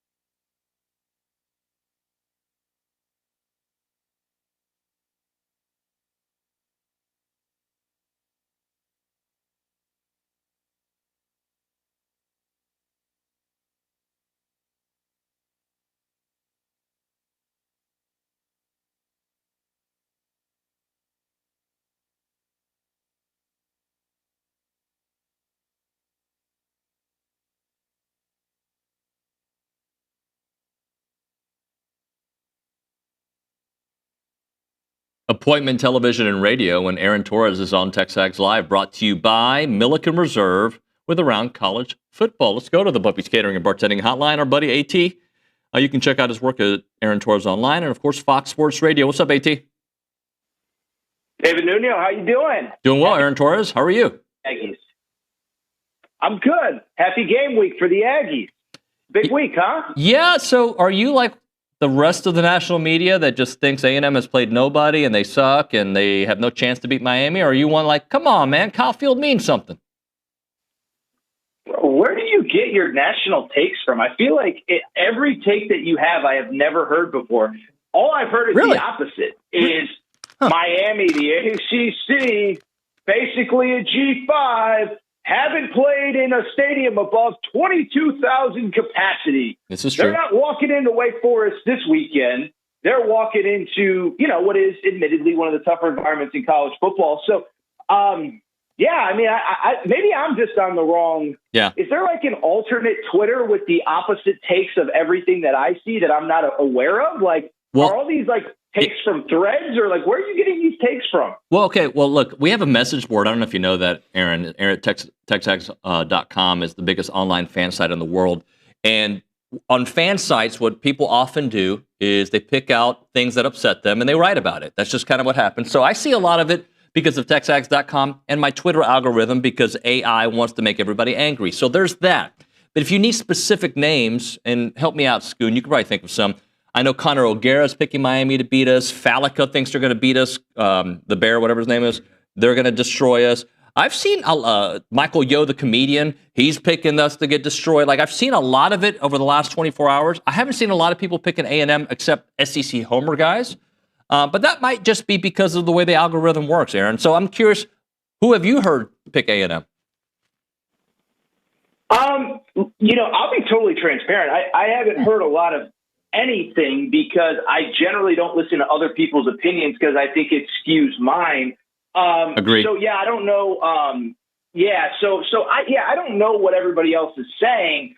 I thought the genuine sentiment my personal thing was I thought the sentiment was SEC Stadium. And listen, I think all of the things that have been brought up are fair on both sides. A&M didn't play the tougher part of the SEC, but also, Miami. I mean, what is after week one? What is Miami's great win? 2 losses to teams that are currently unranked. I know that Louisville and SMU spent a good chunk of the season ranked, but it doesn't change the fact that, I don't know. I'm just rambling. But I guess what I would say is I feel like in my algorithm, I've just seen more of the SEC is superior. How dare another team even try to walk into one of their stadiums? It's going to be a bloodbath, things like that. Yeah, look, I think all that is fair. I have questions about A&M. I do, right? Because there's this recency bias after a loss where you think about maybe that's, who they really are. And then you take a step back, you're like, but over 12 games, what have we seen? And then you take a step from that and you're like, well, what have they looked like the last month of the season? And then you can do the same thing for Miami. Since their loss to SMU, they have ascended. They have looked great. They had the win over Pitt. I don't know what you think about Pitt, but that was a ranked team when they beat them. Carson Beck at the end of the season, 10 touchdowns, 1 interception. Marcel Reed, I think, has had, 5 or 6 in those last 4 games. So, there's all these things, but at the end of the day, you got to play the football game, and Miami's got a lot of talent, A&M's got a lot of talent, and we'll see what happens, right? I think A&M should win the game because I just believe in what they've done over 12 games this year, and they're at Kyle Field. But I wouldn't be surprised if Miami comes out and plays their best game. Yeah, and I think the 2 things can be true is, whatever side of the narrative you fall on, I do think you can absolutely argue that this is a tough matchup for A&M, but guess what? It's the college football playoff. It's supposed to be. I know there's a lot of discourse about who made it and who deserves to be in and all that stuff, but it is supposed to be a tough matchup. And so I think there are 2 different things between dismissing Texas A&M's whole season. And I'm not saying you're saying this, but I'm just saying in general, I think there's a difference between dismissing A&M's whole season because they lost their season finale versus what I think is also true, which is Miami's a really good football team. Stylistically, they actually just happen to be a very tough matchup for A&M specifically. And so because of it, we should get a good football game. And so, again, I think to the point that both of us are making, it's that this is the college football playoff. You know, I know it's not the 12 best teams, but you're going to face teams like this pretty much, you know, no matter who you draw. And so I have no so yeah, I don't know. I guess both of those things can be true. Is that if you want to look at this game through orange and green glasses and say Miami is this or Miami is that, that's fine, because A&M did this over the final 2 or 3 weeks of the season, that's fine. I just think it's a tough matchup because Miami's a good team, because those are the types of teams that you're supposed to be facing in a college football playoff. Hey, so you said stylistically you think that Miami can present some problems. What about them in particular you think could cause A&M some problems? Because I agree with you, but like I'll let you answer, then I'll give you some of the things that I think A&M could have an advantage on. Yeah, when I said tough matchup, I guess the way that I would put it is not that they're a tough matchup, because like them and A&M basically actually play a very similar style. And so the things that have made A&M successful this year, I think, are going to be tougher to achieve. But you could also say that about Miami. I think the thing that stood out to me, and I don't have the exact stats in front of me, but both teams are top 15 in the country in total sacks. Yep. So you're like, oh, they both get after the quarterback. But both teams are also top 20 in the country in fewest sacks allowed. So it's like they both take care of the football, protect it. Well, take care of the football is different than what I'm saying, but both of them are kind of known for, hey, we get after your quarterback, but you don't touch ours. And so when I said Miami's a tough matchup for them, it wasn't so much that they're going to do these two things that A&M hasn't seen before, but it is, you know, what A&M has thrived on for most of the year will not be easy to do against this team, which again, I think goes back to the previous answer I just said a second ago of that's what you're supposed to see in a college football playoff setting like this. Everything you said, I agree with. And I'm going to bring up two things that I think about in this matchup. I think about Miami's ability to not allow running quarterbacks run on them, right? And they haven't faced that many, but they've done a good job at limiting running quarterbacks or quarterbacks that are somewhat mobile, right? And I think for A&M to be successful, Marcel's going to have to give them some yards. So that's one area that I think about. The other part I think about is they're not very good at explosive plays, being Miami. They haven't had many explosive plays this year, and that's been A&M's Achilles heel, right? The ability for these runs to be, you know, what should be a 3-yard stop or a 3-yard run become a 40-yard run. Miami has been they haven't done a very good job of that. The other thing is A&M, I think, is explosive offensively. I don't think Miami is explosive offensively. So can A&M against that defense get explosive plays, which they weren't able to do against Texas? And this might be the closest defense to Texas that they have faced. Yeah, and I think the other thing too that, you know, if you're looking for a variable that could be this, I was actually surprised about this, David, and it's something I know you cover on a day-to-day basis, but you know, A&M doesn't force a lot of turnovers, and I do think that, you know, Carson Beck at times under pressure. I know you brought up the point he's been very good this final stretch of the season, but you know, when he's under pressure, can make some tough decisions. You know, Marcel Reed's the opposite. We know that he's turned the ball over quite a bit, so. I think there's a lot of variables that come into play here. Now, let me just ask you this. Obviously, I know people aren't happy about it, but like the 11 a.m. local time kickoff, that is not going to impact the atmosphere or anything like that in any way, shape, or form, right? I mean, no, because it's Kyle Field and people, you know, they showed up for the South Carolina 11 o'clock game and they helped will A&M to a victory. It's not ideal from a football atmosphere, right? I think that this level of playoff game, you'd like it at night, but because of TV reasons, they wanted the full attention of the network. They put it at 11 a.m. because at night they'd be competing with the NFL. No, I know. I'm just, you know, I just don't want this to turn into us just spitting facts back and forth at each other. Like I just, you know, and so I'm just trying to think of what could be variables outside of the very obvious, like tactical football things. And, it's just an answer that I don't have a question. It's a question that I don't have an answer to, but it doesn't mean, like, I don't know that I'm worried about, like, Kyle Field not being ready for the biggest home game maybe ever. It was just more of what is the vibe about it. But, I think you're right, though. I mean, I think most people want it at night, but I don't know. Maybe I sound like Coach Oko a little bit too much, but you can't control it. So, all right, let's make the best out of 11 a.m. So instead of going home at 2 a.m. after Northgate, Go straight to Kyle Field and start your tailgating experience. Or maybe you should, like a marathon, pace yourself. Actually, maybe that's not the best idea, AT. I don't remember. It's been a while since I've partied. I know. I'm sad about that, but that's okay. Maybe you'll party after this one. Who knows? Buddy, you have all day. I will party till 9 p.m. There's no doubt about that. At least till 9. Okay. Yeah. That'll be up at 4:30, but I'll party till 9. No doubt. That's right. You do have that early wake-up call, so. AT, we appreciate you, buddy. Thank you so much for making a few minutes. And will I talk to you next week? It's the Thursday? No, right? Because it's Christmas. So Merry Christmas, Happy New Year, Happy Holidays, whatever it may be. We'll talk to you soon, buddy. All right, dude. Thank you for everything. As always, I appreciate you guys having me, and happy holidays to you, everybody that listens. And hopefully we have a finals preview next time we chat. Thank you, sir. Thank you, brother. Be well. That's Aaron Torres on the Buppies Catering and Bartending Hotline. All right, folks, let's talk a little Paragon Financial Advisor. When it comes to your money and your peace of mind, it starts with the right team. That right team, Aggie-owned Paragon Financial Advisors, an independent fiduciary serving clients across Texas.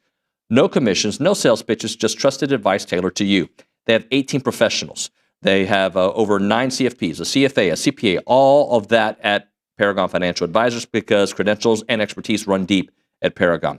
Visit paragon-adv.com. That is paragon-adv.com, or call them up 979-693-3907 to schedule your free consultation today. It is Paragon Financial Advisors, integrity, expertise, and trust. Paragon Financial Advisors.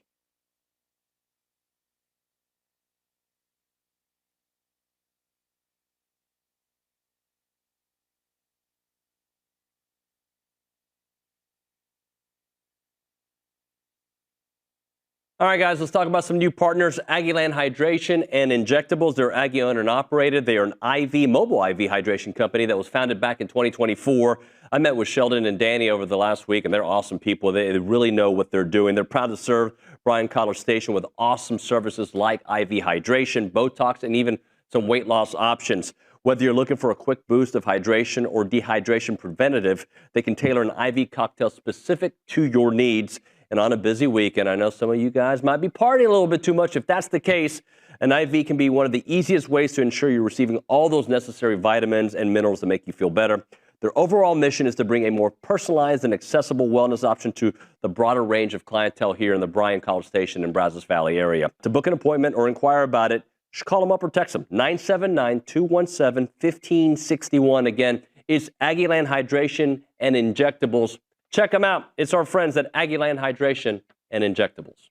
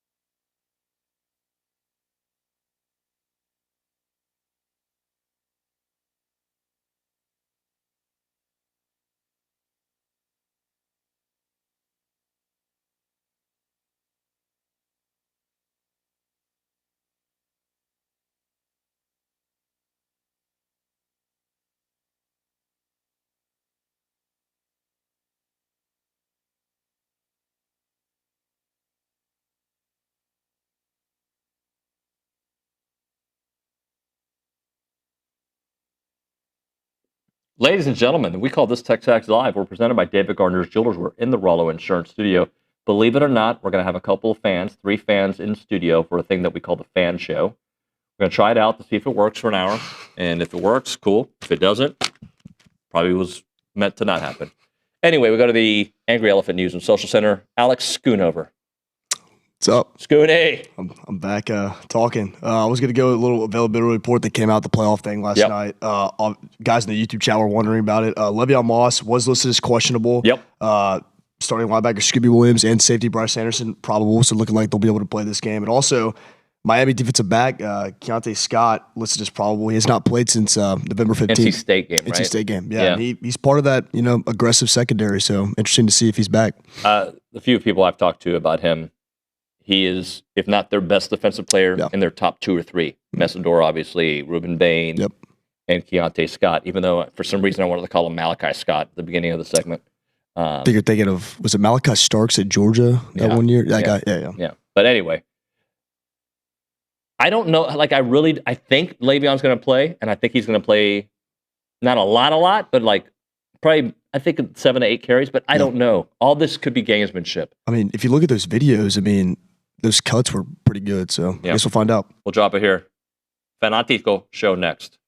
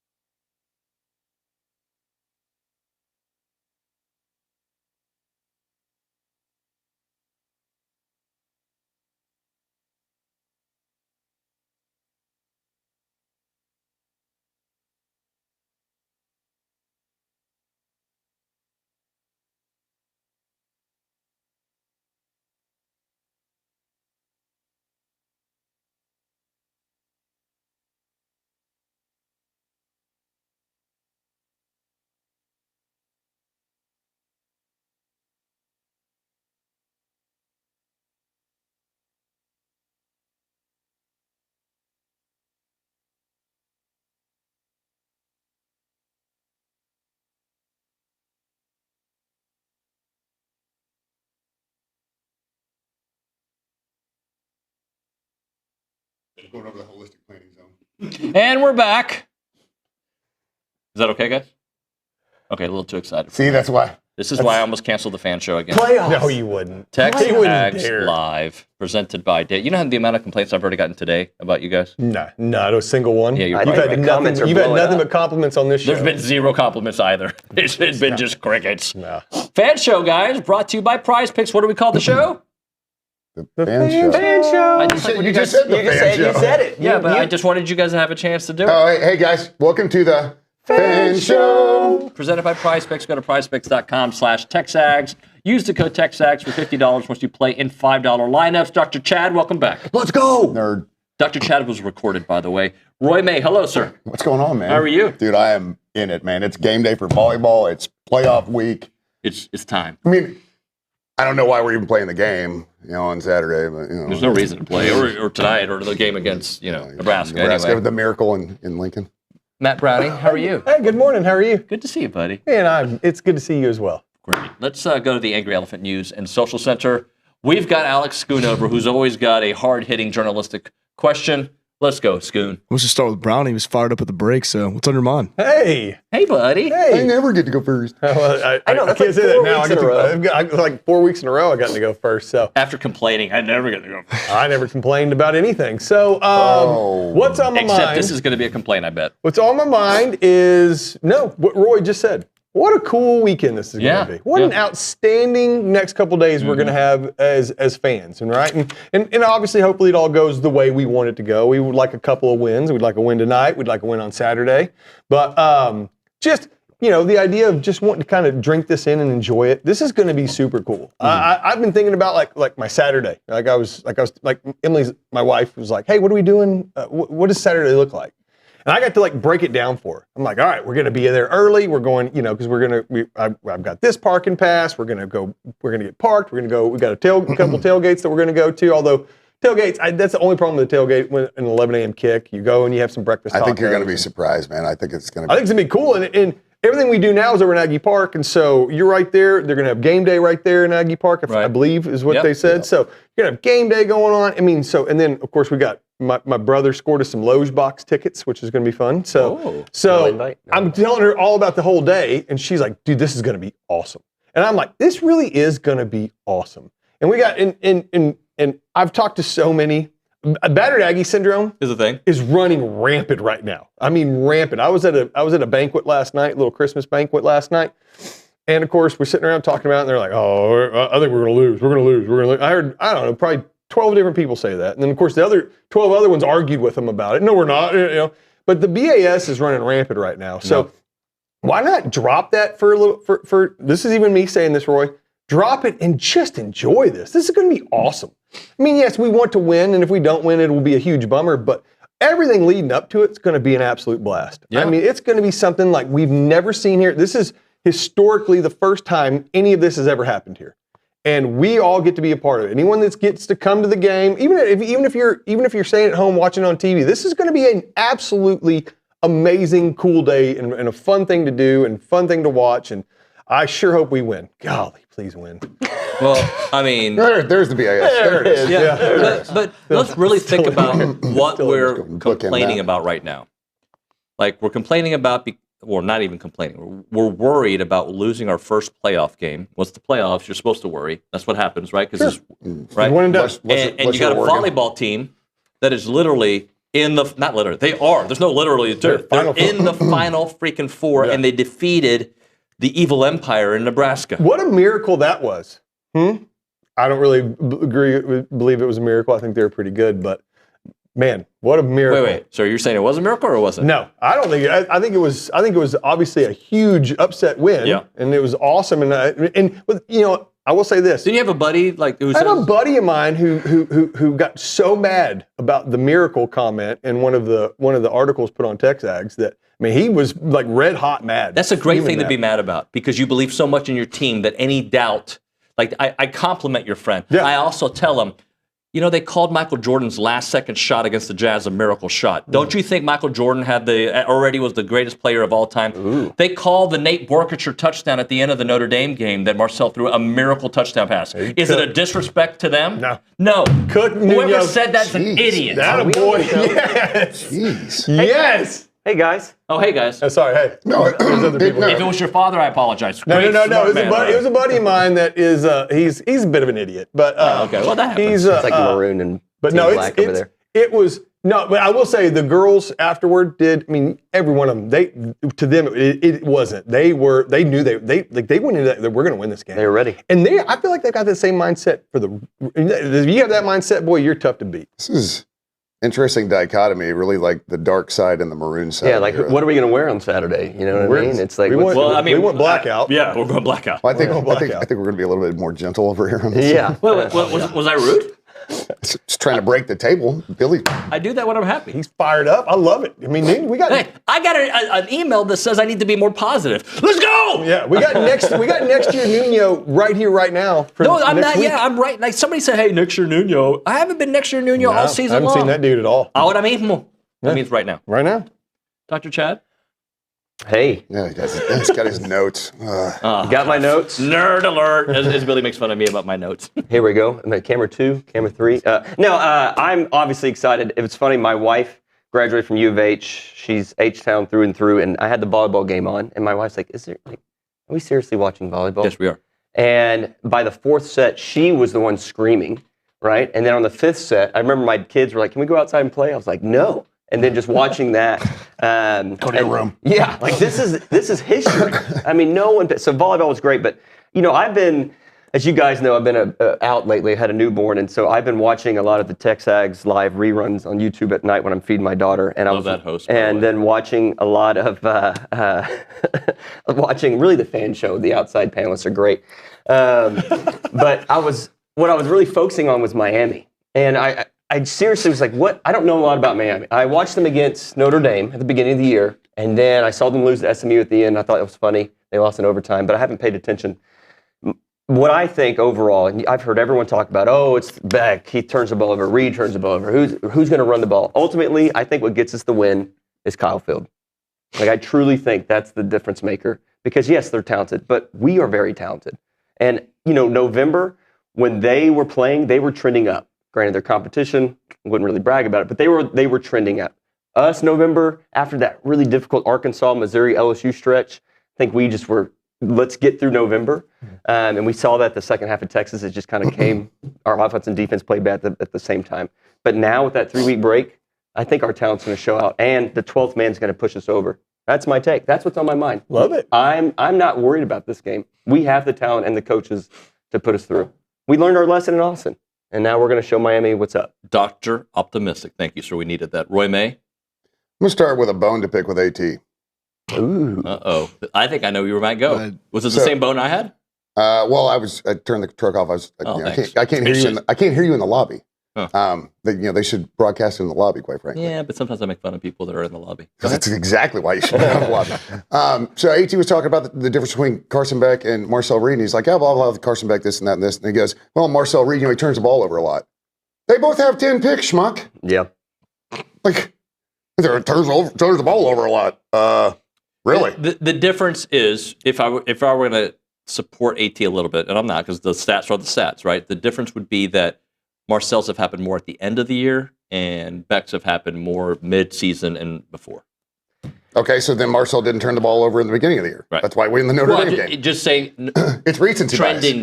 bias. It's not trending in the right direction for Marcel. It's recency bias, along with us getting stuck at the 7th seed, along with a handful of other things, which is why we're a terrible football team. We have no right to even be on the same field with the talent that Miami has, because that's all I keep hearing. And I was shocked that AT was like, "Where do you get your national, takes from?" And I'm like, AT, man, just hop on social media once. Once, man. Like, I don't know who he's following. Well, I did say, can you name who's picking the Aggies? Well, I don't know about the algorithm. I don't know. I love AT, though, but yes. Yeah, it's just... I studied this because I see it. It's more naturally going to come across our feeds.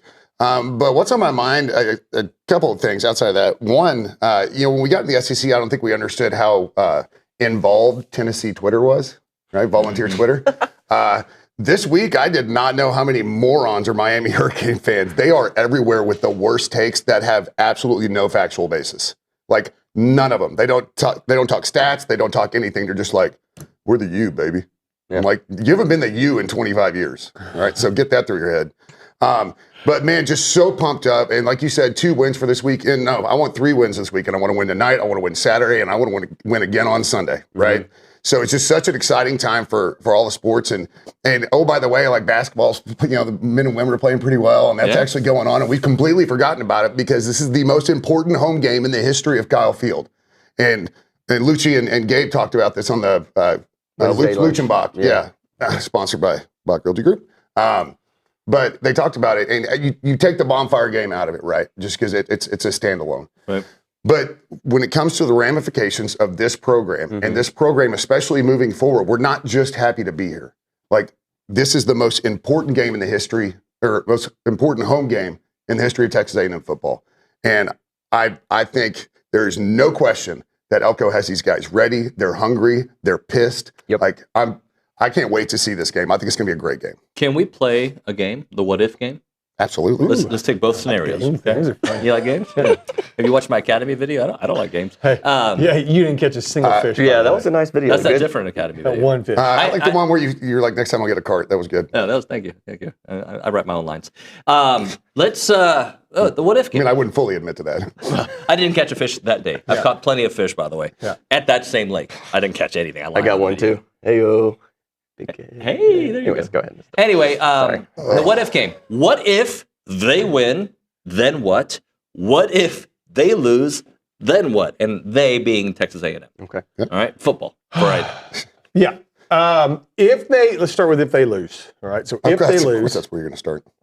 I can't lean into your expertise. Yeah, give me a white shirt. I want to end on a high note. Okay. So if we lose, that is a great question because it's all going to depend on each individual human being. Yeah. To say what was this season. What did we accomplish? Yeah, we got to a playoff, but we didn't add a single trophy to the case. We didn't, trophies mean stuff to people.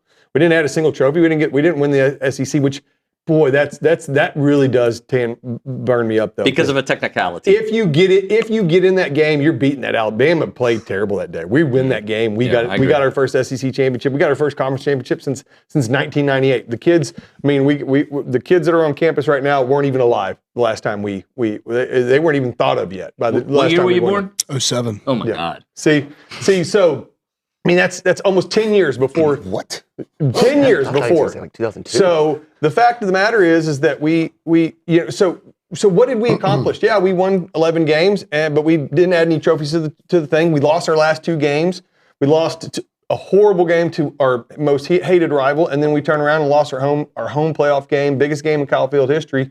My question would be, how is everyone going to go back and view this season? Is it going to be like, 2020? We had a decent year that year, but we had a great year in 2020. Yeah, fell short, but still didn't accomplish anything. 2012, we at least got a Heisman Trophy out of that, but... Can I pause you? No, we won the Orange Bowl. Yeah, we won the Orange Bowl, but again... You just said trophies mean something, you're like, we didn't accomplish anything. Orange Bowl, Orange Bowl. I'm talking conference championships, national championships. That's what matters. Orange Bowl matters. Okay. The Weed Eater Bowl doesn't matter. The point being is that everybody is going to be different in how they view this. I agree with that. This season. Yes. That's what I'm putting out there. I agree with you. And what kind of success does it look like? Now, if you turn around and win this game, and you go on, and then sky's the limit from there, right? But if you win this game, we get a home game. So boom, we've got a playoff victory under our belt. We're not ending the season with two consecutive losses to Texas and then our first playoff game at home, right? We got a home playoff game. We won. What happens after that? It changes the way we look at this season forever. I mean, so whether we win this game and then turn around and lose at the Cotton Bowl, it changes big time our perception of this season.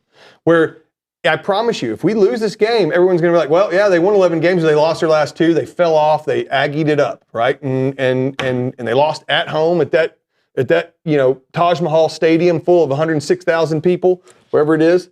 That would be an awful way to end the season. Well, I wanted to so we wanted to end on a high note, but sorry. I wanted to pause you on that because Coach, you wanted to say something. Coach Elko did kind of address this. Like if we only look at it as winning a national championship or bust, which is basically a trophy is what I think of in that case, then you've had nothing but unsuccessful seasons, just like everybody else in the country, right? Yeah. So to me, you define what success is. A program defines what success is. You as the fan define what it is.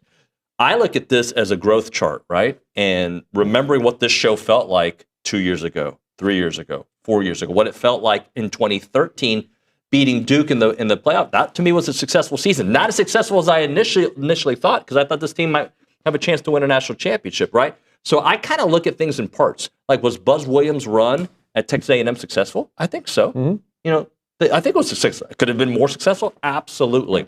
But I look fondly back at that era, just like I look fondly back at Schloss's era, other than the exit, right? I'm going to look fondly on Bucky and on Michael Early and on Trisha and on what Jamie does this year.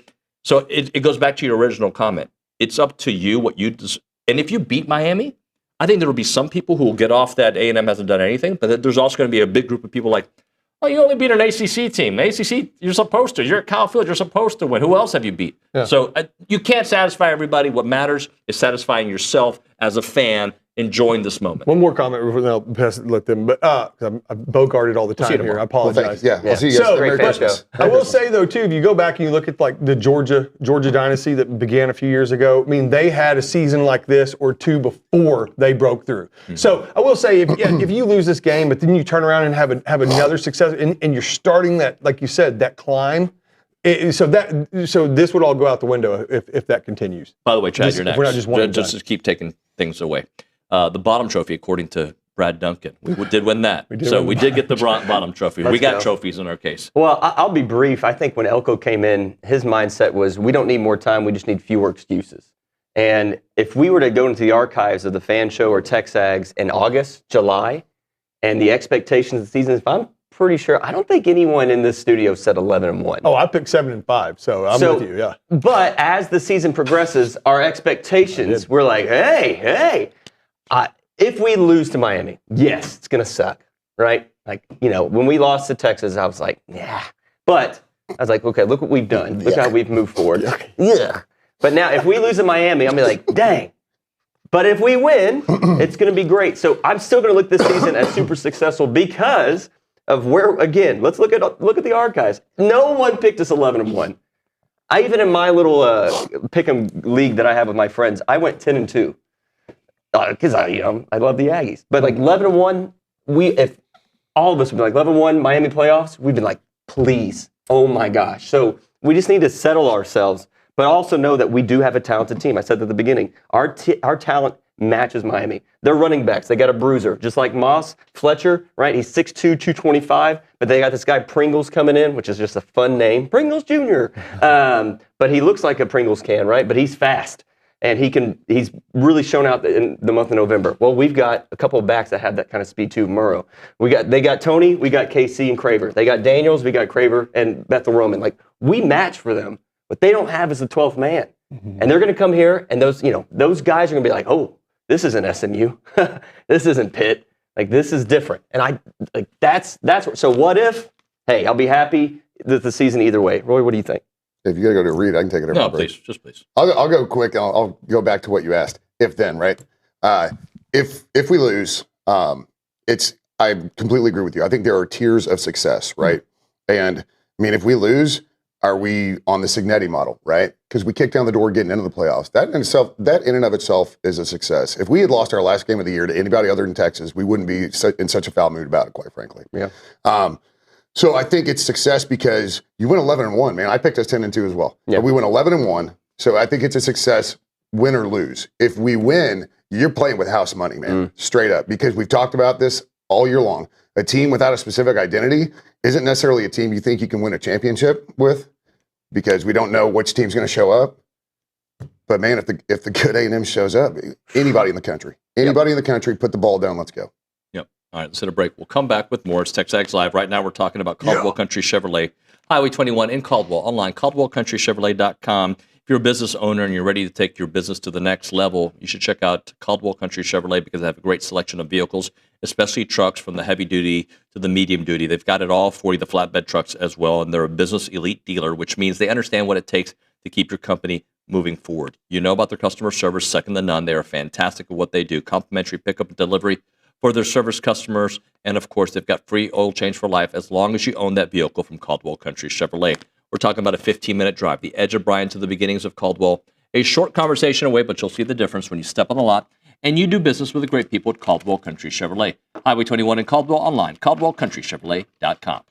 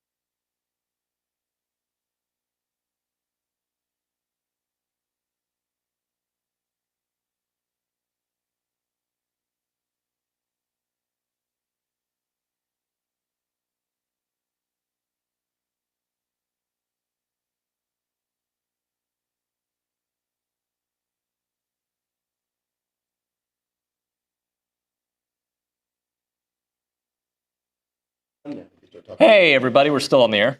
It's TexAgs Live. We're presented by David Gardner's Jewelers, Rollo Insurance Studio. The Fan Show, brought to you by prizepicks.com/TexAgs. We're still on the air like they were going to cut us mid-show. The most professional show on TexAgs. Thank you. The level of professionalism between this dais is amazing. Well, I just love that we coordinated. What are we comparing this to again?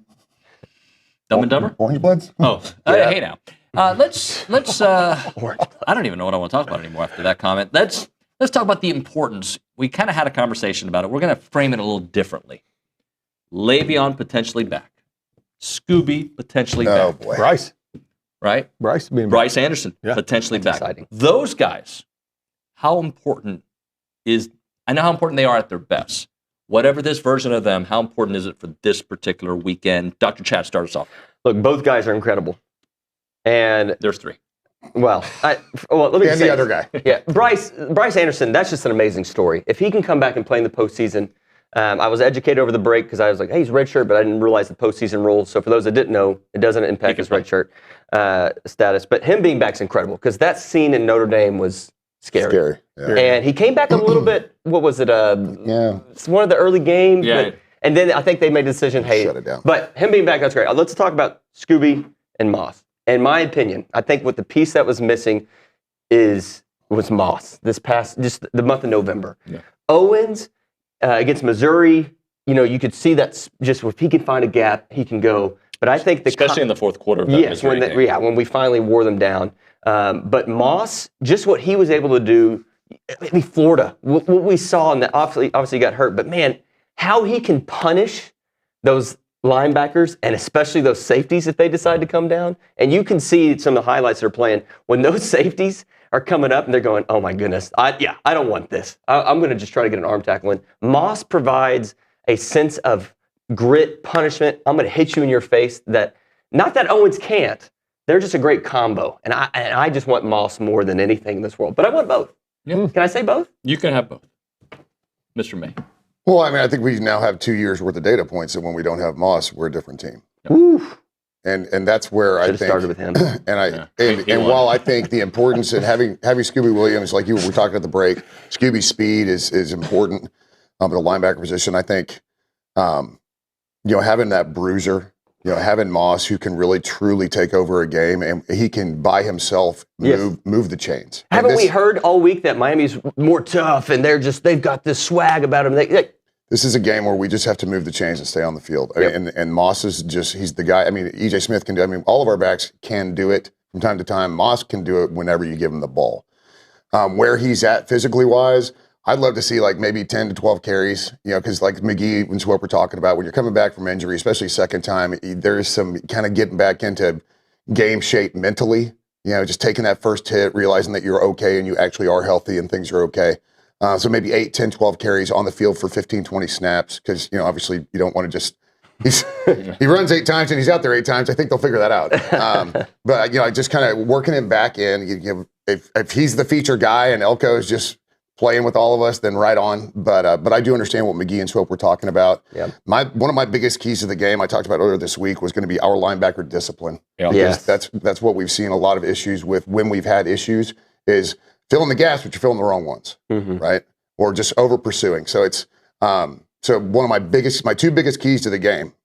I'll just do this now since I'm talking. Sure. I'm taking the Browning. I'm listening. Take the Browning way here. Is linebacker discipline and turnover margin. Yeah. If we can get to +1 in this game, I think we win. Period.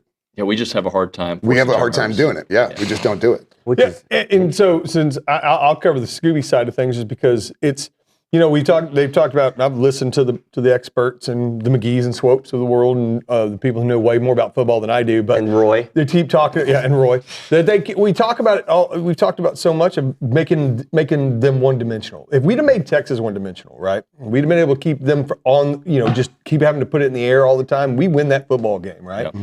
Yep. And Miami's not a great rushing team either. But we just saw what happened at Texas. Texas wasn't a good rushing team, and they ran on us. So you turn around and you add that speed at linebacker there. Scooby is great against the run. If we can try to make them more one-dimensional, I think with our stable of running backs, like you said, I love the idea of Moss getting, 7, 8, 9, 10 carries maybe. You know, if he's healthy, if he's running at the same, or if he even at 10 carries, if he still has the same explosion, that's 50 yards of offense. Right? Yeah.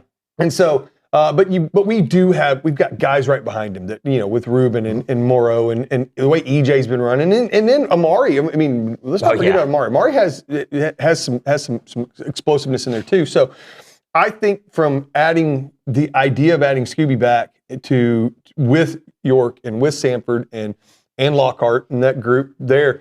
I mean, again, I don't know if we have the depth at linebacker that we have at running back. And so having Scooby back, I think, is absolutely crucial. And I think it's going to be a huge help. Before we hit a break, I want to bring something up. 25 and 25, you guys remember that? Mm-hmm. So we did that in the preseason. We ranked the 25 best players. I'm going to give you the top 5. Before the season started, because I think you can kind of change some of these. KC at number 5. Number 4 was Armage. Number 3 was Will Lee. Number 2 was Trey Zune. Number 1 was? Le'Veon Moss. Le'Veon Moss was the best player coming into the season. And if you want to say he's not the best player this year, that's fine. There's some competition this year because you got Cassius Howell, you've got KC, you've got some guys, right? But he's as important as he was in the preseason as he is right now. A difference maker. And he is a difference maker. He is an all SEC caliber running back. And you have that on your side with the depth of running back. Here's another thing. The Texas game. I don't think the defense played well, okay? But I think you lost that game because of turnovers, right? I think you lost that game. Yes, you lost that game because you gave up some major runs, but you had opportunities. Yeah, 3 points in the fourth. I think if you have Moss, how does that game look different? I don't know, but I would like to have seen what it looked like. Well, I think defensively, you said, we're trying to make them one-dimensional. Texas is three-dimensional. Arch can run, right? And a QB running is not the running game. It's separate. So that's three-dimensional. You have to take away 2 of those to make a team. Carson Beck is not a dual threat quarterback. I know that he can run. He's capable of running, but he's got legs. He has legs, and a pulse. In a wheelchair. That's correct. So it's the ability to make them one-dimensional is great. But the ability to bring a thumper, like you said, like a sledgehammer, man, like Colin Klein said, he's a sledgehammer, man. Let's hit a break. We're going to play the Prize Picks game. Alex is going to handle that. Brazos Running Company and Mason Hay, a family legacy at Century Square. Brazos Running Company located there at Century Square. They're locally owned and Aggie running specialty store. Mike Nugent's passion for finding the right shoe for you is there. And those shoes, Brooks, On, and Hoka. You got Viore clothes there. You got Duck Camp. You got Turtle Box. You got Stanley Cups. And the Aggie spirit runs deep in that family. Mike's daughters, Haley and Macy, both fourth-generation Aggies, College Station natives, created a company, Mason Hay, their own company, featuring officially licensed Aggie merchandise. They have the Aggie pajamas with original artwork inspired by A&M traditions, baby blankets, stationery, wallpaper coming soon, a feminine, timeless twist on the Aggie spirit. So when you're needing something from the Brazos Running Company, go get your shoes right there, brazosrunningcompany.com, or you can check out Mason Hay for the PJs and all the awesome wear that you can get from Mason Hay. It's masonhay.com and brazosrunningcompany.com.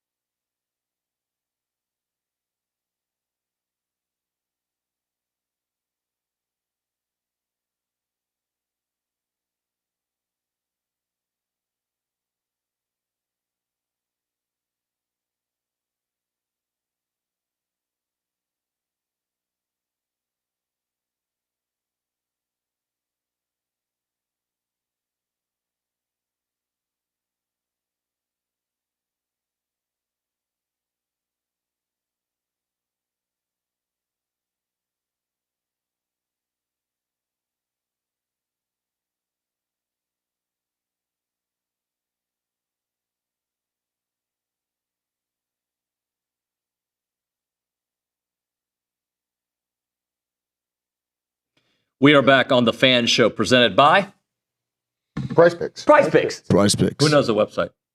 PricePicks.com. / TexAgs for if you play $5, you get 50. Yeah. Where's Luke? Atlanta. He's. Did he ever do the haircut?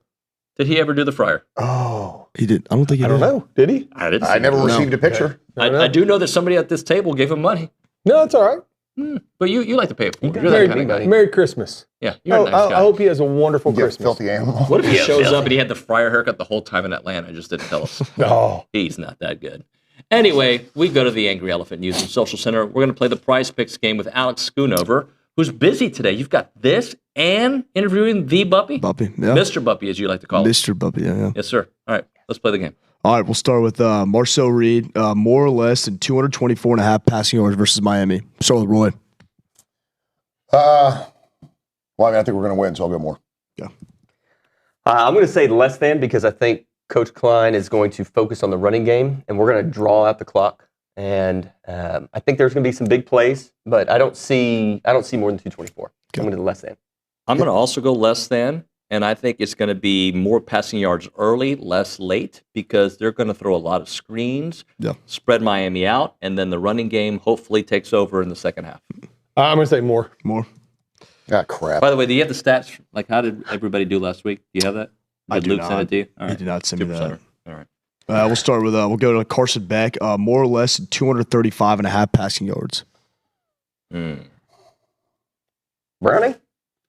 You go first. Oh, you want me to go first? What is the number, 235? 235.5. I'd say, I'm going to say more just because I feel like they're going to have to throw the ball a lot, and hopefully we do make them one-dimensional, and they've got to throw the ball a lot. So, it's I'm going to say more. More. I'm going to say more as well. He's had, has he thrown less than 267, 320, 291, 247, 274, all since the SMU loss. Yeah, he's throwing. And Brad, I agree with you. We're gonna make him throw, but our defense is going to bend, not break. And especially with those swirly winds, I feel good. Can I give you guys a thought? Answer, then I'll give you a thought. No, I want to hear the thought first. Here's my thought. If he throws for less, we might be in trouble. The reason why is they were able to establish that run game, which they haven't done a great. They've been a good running team, but if they do Texas level running on this defense, and he doesn't have to throw a lot, that's a problem. And then he can dice us, and the guy can throw. Clean sweep, more. Okay. Everyone more. All right, John Mateer, Oklahoma versus Bama, tomorrow playoff game, more or less than 197.5 passing yards. Less. Their offense is awful. Yeah. They're awful. Yeah, but did we get the Alabama that showed up in Atlanta? Yeah, I did you see their injury report? I don't know if anybody's going to show up. That was ridiculous. How many yards you said? 197.5 passing yards. I'm going to go less. Yeah. I'm going to go more. More. I think Alabama's done. They're done. Jeez. That's just a low number. And if Alabama does decide to flip the switch from what we saw in Atlanta to an Alabama that we're used to seeing, then Oklahoma's going to have to play catch up. So I'll go more. It's a low number. Okay. All righty. Dante Moore, playoff game against James Madison, more or less than 234.5 passing yards. More. What a joke. Everyone's more. Stupid. Ty Simpson, more or less than 1.5 passing touchdowns. Less. More. Good.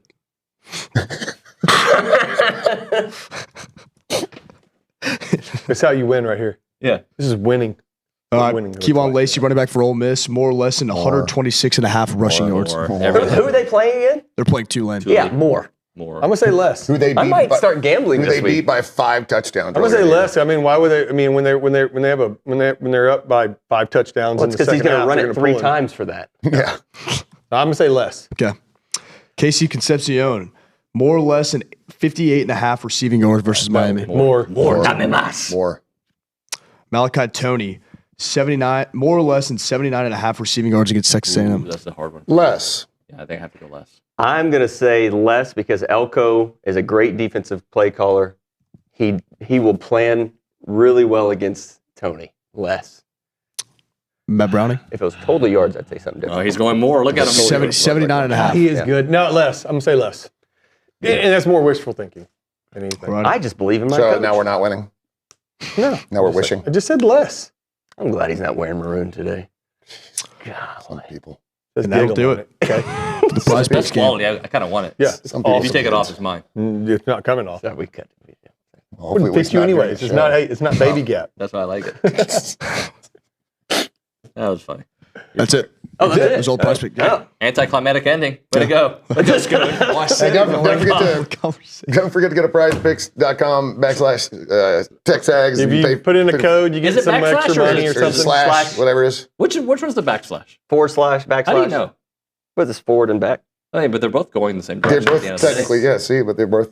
It depends where you start. Do you start It's from the the bottom upper. all the way to the top? So they're talking about the upper, the higher end of it. Well, everyone just turned off the radio. No, stay on. I think this might be the most compelling conversation we've had. It's the upper part of the slash. Put up a poll. Just use the code TexAgs. You play $5, you get $50 in credits to play. That's all you got to do. Take the Just more put in the code TexAgs on KC. Hey, can I give you Captain Obvious answer about what the key to the game is? Score more points. Well, that is the second part of this. The team that asserts their will. Yeah. If A&M is able to run the ball, and Marcel's not turning the ball over, if they assert their will because of their running game, they're going to win this game. If they become one-dimensional, they lose. I think this is going to be the most physical first-round game. You could argue maybe Alabama. You really only have to pick between two. I know. Well, I know. But I'm still saying it is. Because I do think Miami's going to come in with a chip in the Nuño the David Nuño. I know. Yeah, I do have characters. They're the same person, but sometimes. I think they're called identities. Yeah, we are the same person. We are. Check that out. Camera 2. Well, I mean, sometimes, yeah. So if you look over there at Browning, actually Browning is looking pretty great. Thank you. Super jealous. I just think our team should come out and just smack them in the mouth. Like, it's amazing how the national narrative is like, they're thinking that the U from the 80s is rolling up to Kyle Field. Like, have they watched this team this year? Did they see what happened in Baton Rouge against the team? And I get so annoyed with my Texas friends. They're like, oh, LSU fired their coach. Yeah, we made them.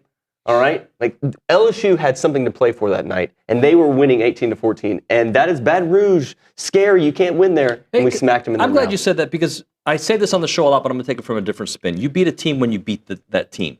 So those who take a look at LSU and Auburn and all these teams, they were a different team at that point, just like A&M might be a different team right now than they were against LSU. Absolutely. I hope they're not. I hope they're not a different team. I hope that was just one bad night at the end of November. That's what I'm hoping, right? Well, and then take it from the other perspective. What if the Miami that lost to SMU or Louisville shows up in Kyle Field? They're going to get dog walked. So it's, again, that dog walking is very fun. Like it's exercise, it's steps. Not when you're the one on the leash. Oh, yeah. Oh, now I get it. Now you get it. It's like the backslash or the upslash. Yeah, it's a slash. Yeah, it's a slash. Oh, it's like Guns N' Roses. Yeah. So the Florida, I like when y'all bring this up. Florida had just beat Texas. Comes here and they're thinking, remember like their last season, they started rough and then they ended great. And so everyone was thinking, okay, here we go. We're going to start doing this again. And then we go in there and smack them in the mouth and their season was done. We put LSU out. We took them out to the woodshed and put a bullet in them. Same thing we did to Florida. Come on, don't old yellow it, man. we old yellered LSU this year. You can't tell me we didn't. But well, here's the thing with LSU, Auburn. I'm going to the notes. I'm going to go Tony Kornheiser here. Auburn takes Bama. It's a playoff game. I've never seen somebody actually do that in person. Like, it helps me. Shout out Billy Lucci. So with Auburn, right? With Auburn, they take Bama to the very end. You take LSU. OU is this amazing defense, this amazing team. LSU is playing with Van Buren, a backup coach who had ended up going to Ole Miss, which I thought was really interesting. They take OU to the very end in Norman. Like, these teams are talented that we beat, even though they fired their coach. Our team is physical. They are talented. This whole era of, A&M, they just stumbled. No, we're going to find out on Saturday. We're going to beat Miami. Dude, I love where you're at with this, man. Brownie's like, yes. However. Yeah. I mean, look at the pressure that Marcel felt. I think Marcel felt pressure at the Heisman. I think our team was feeling themselves going to Texas, and we got. You sit at the dinner table long enough, you're going to get served, and we felt the power of the SEC, and now our team is pissed off. They're like, we lost to our rivals. Miami, this is what's going to happen. Schoon, before we hit a break. Oh, go ahead. Isn't it like a positive, though? Like if you're at the dinner table, you expect to get served. I saw the quote once. I just want to use it today. Well played. It was a good quote. Well done. Thanks. I like this. Smooth transition. What was it? I like dinner. Said if you're sitting at the table on it. I thought it was going to be a good segue to what's going on out in the lobby. I would like for you to give, this is going to be a new bit. I want you to give everybody a grade today on the fan show. A grade? Yeah, like who gets an A? Somebody's got to get an F. Somebody has to get an A. It's final season. I don't think nervous. it has to be an F because there's only 4 up here. So No, it's only your 3. Nuño Nuño's got to get a grade.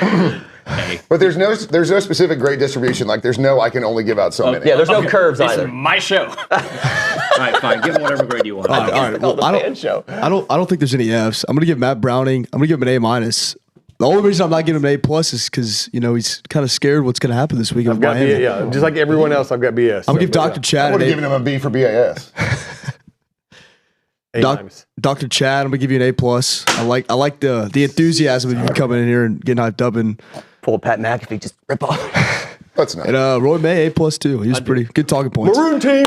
So you lost. I lost. You basically lost. I gotta be honest. He could have given me C's, good degrees, baby. Let's go. What about David? It's not. Always an A+. Thank you. He's just pass fail. So smart. So I'm the worst Next week on the fan show. 199s. Next week on the fan show, Royce Hickman, Kevin Ricketts. Oh, you fired. We'll come back and say hi to Buppy. Awesome.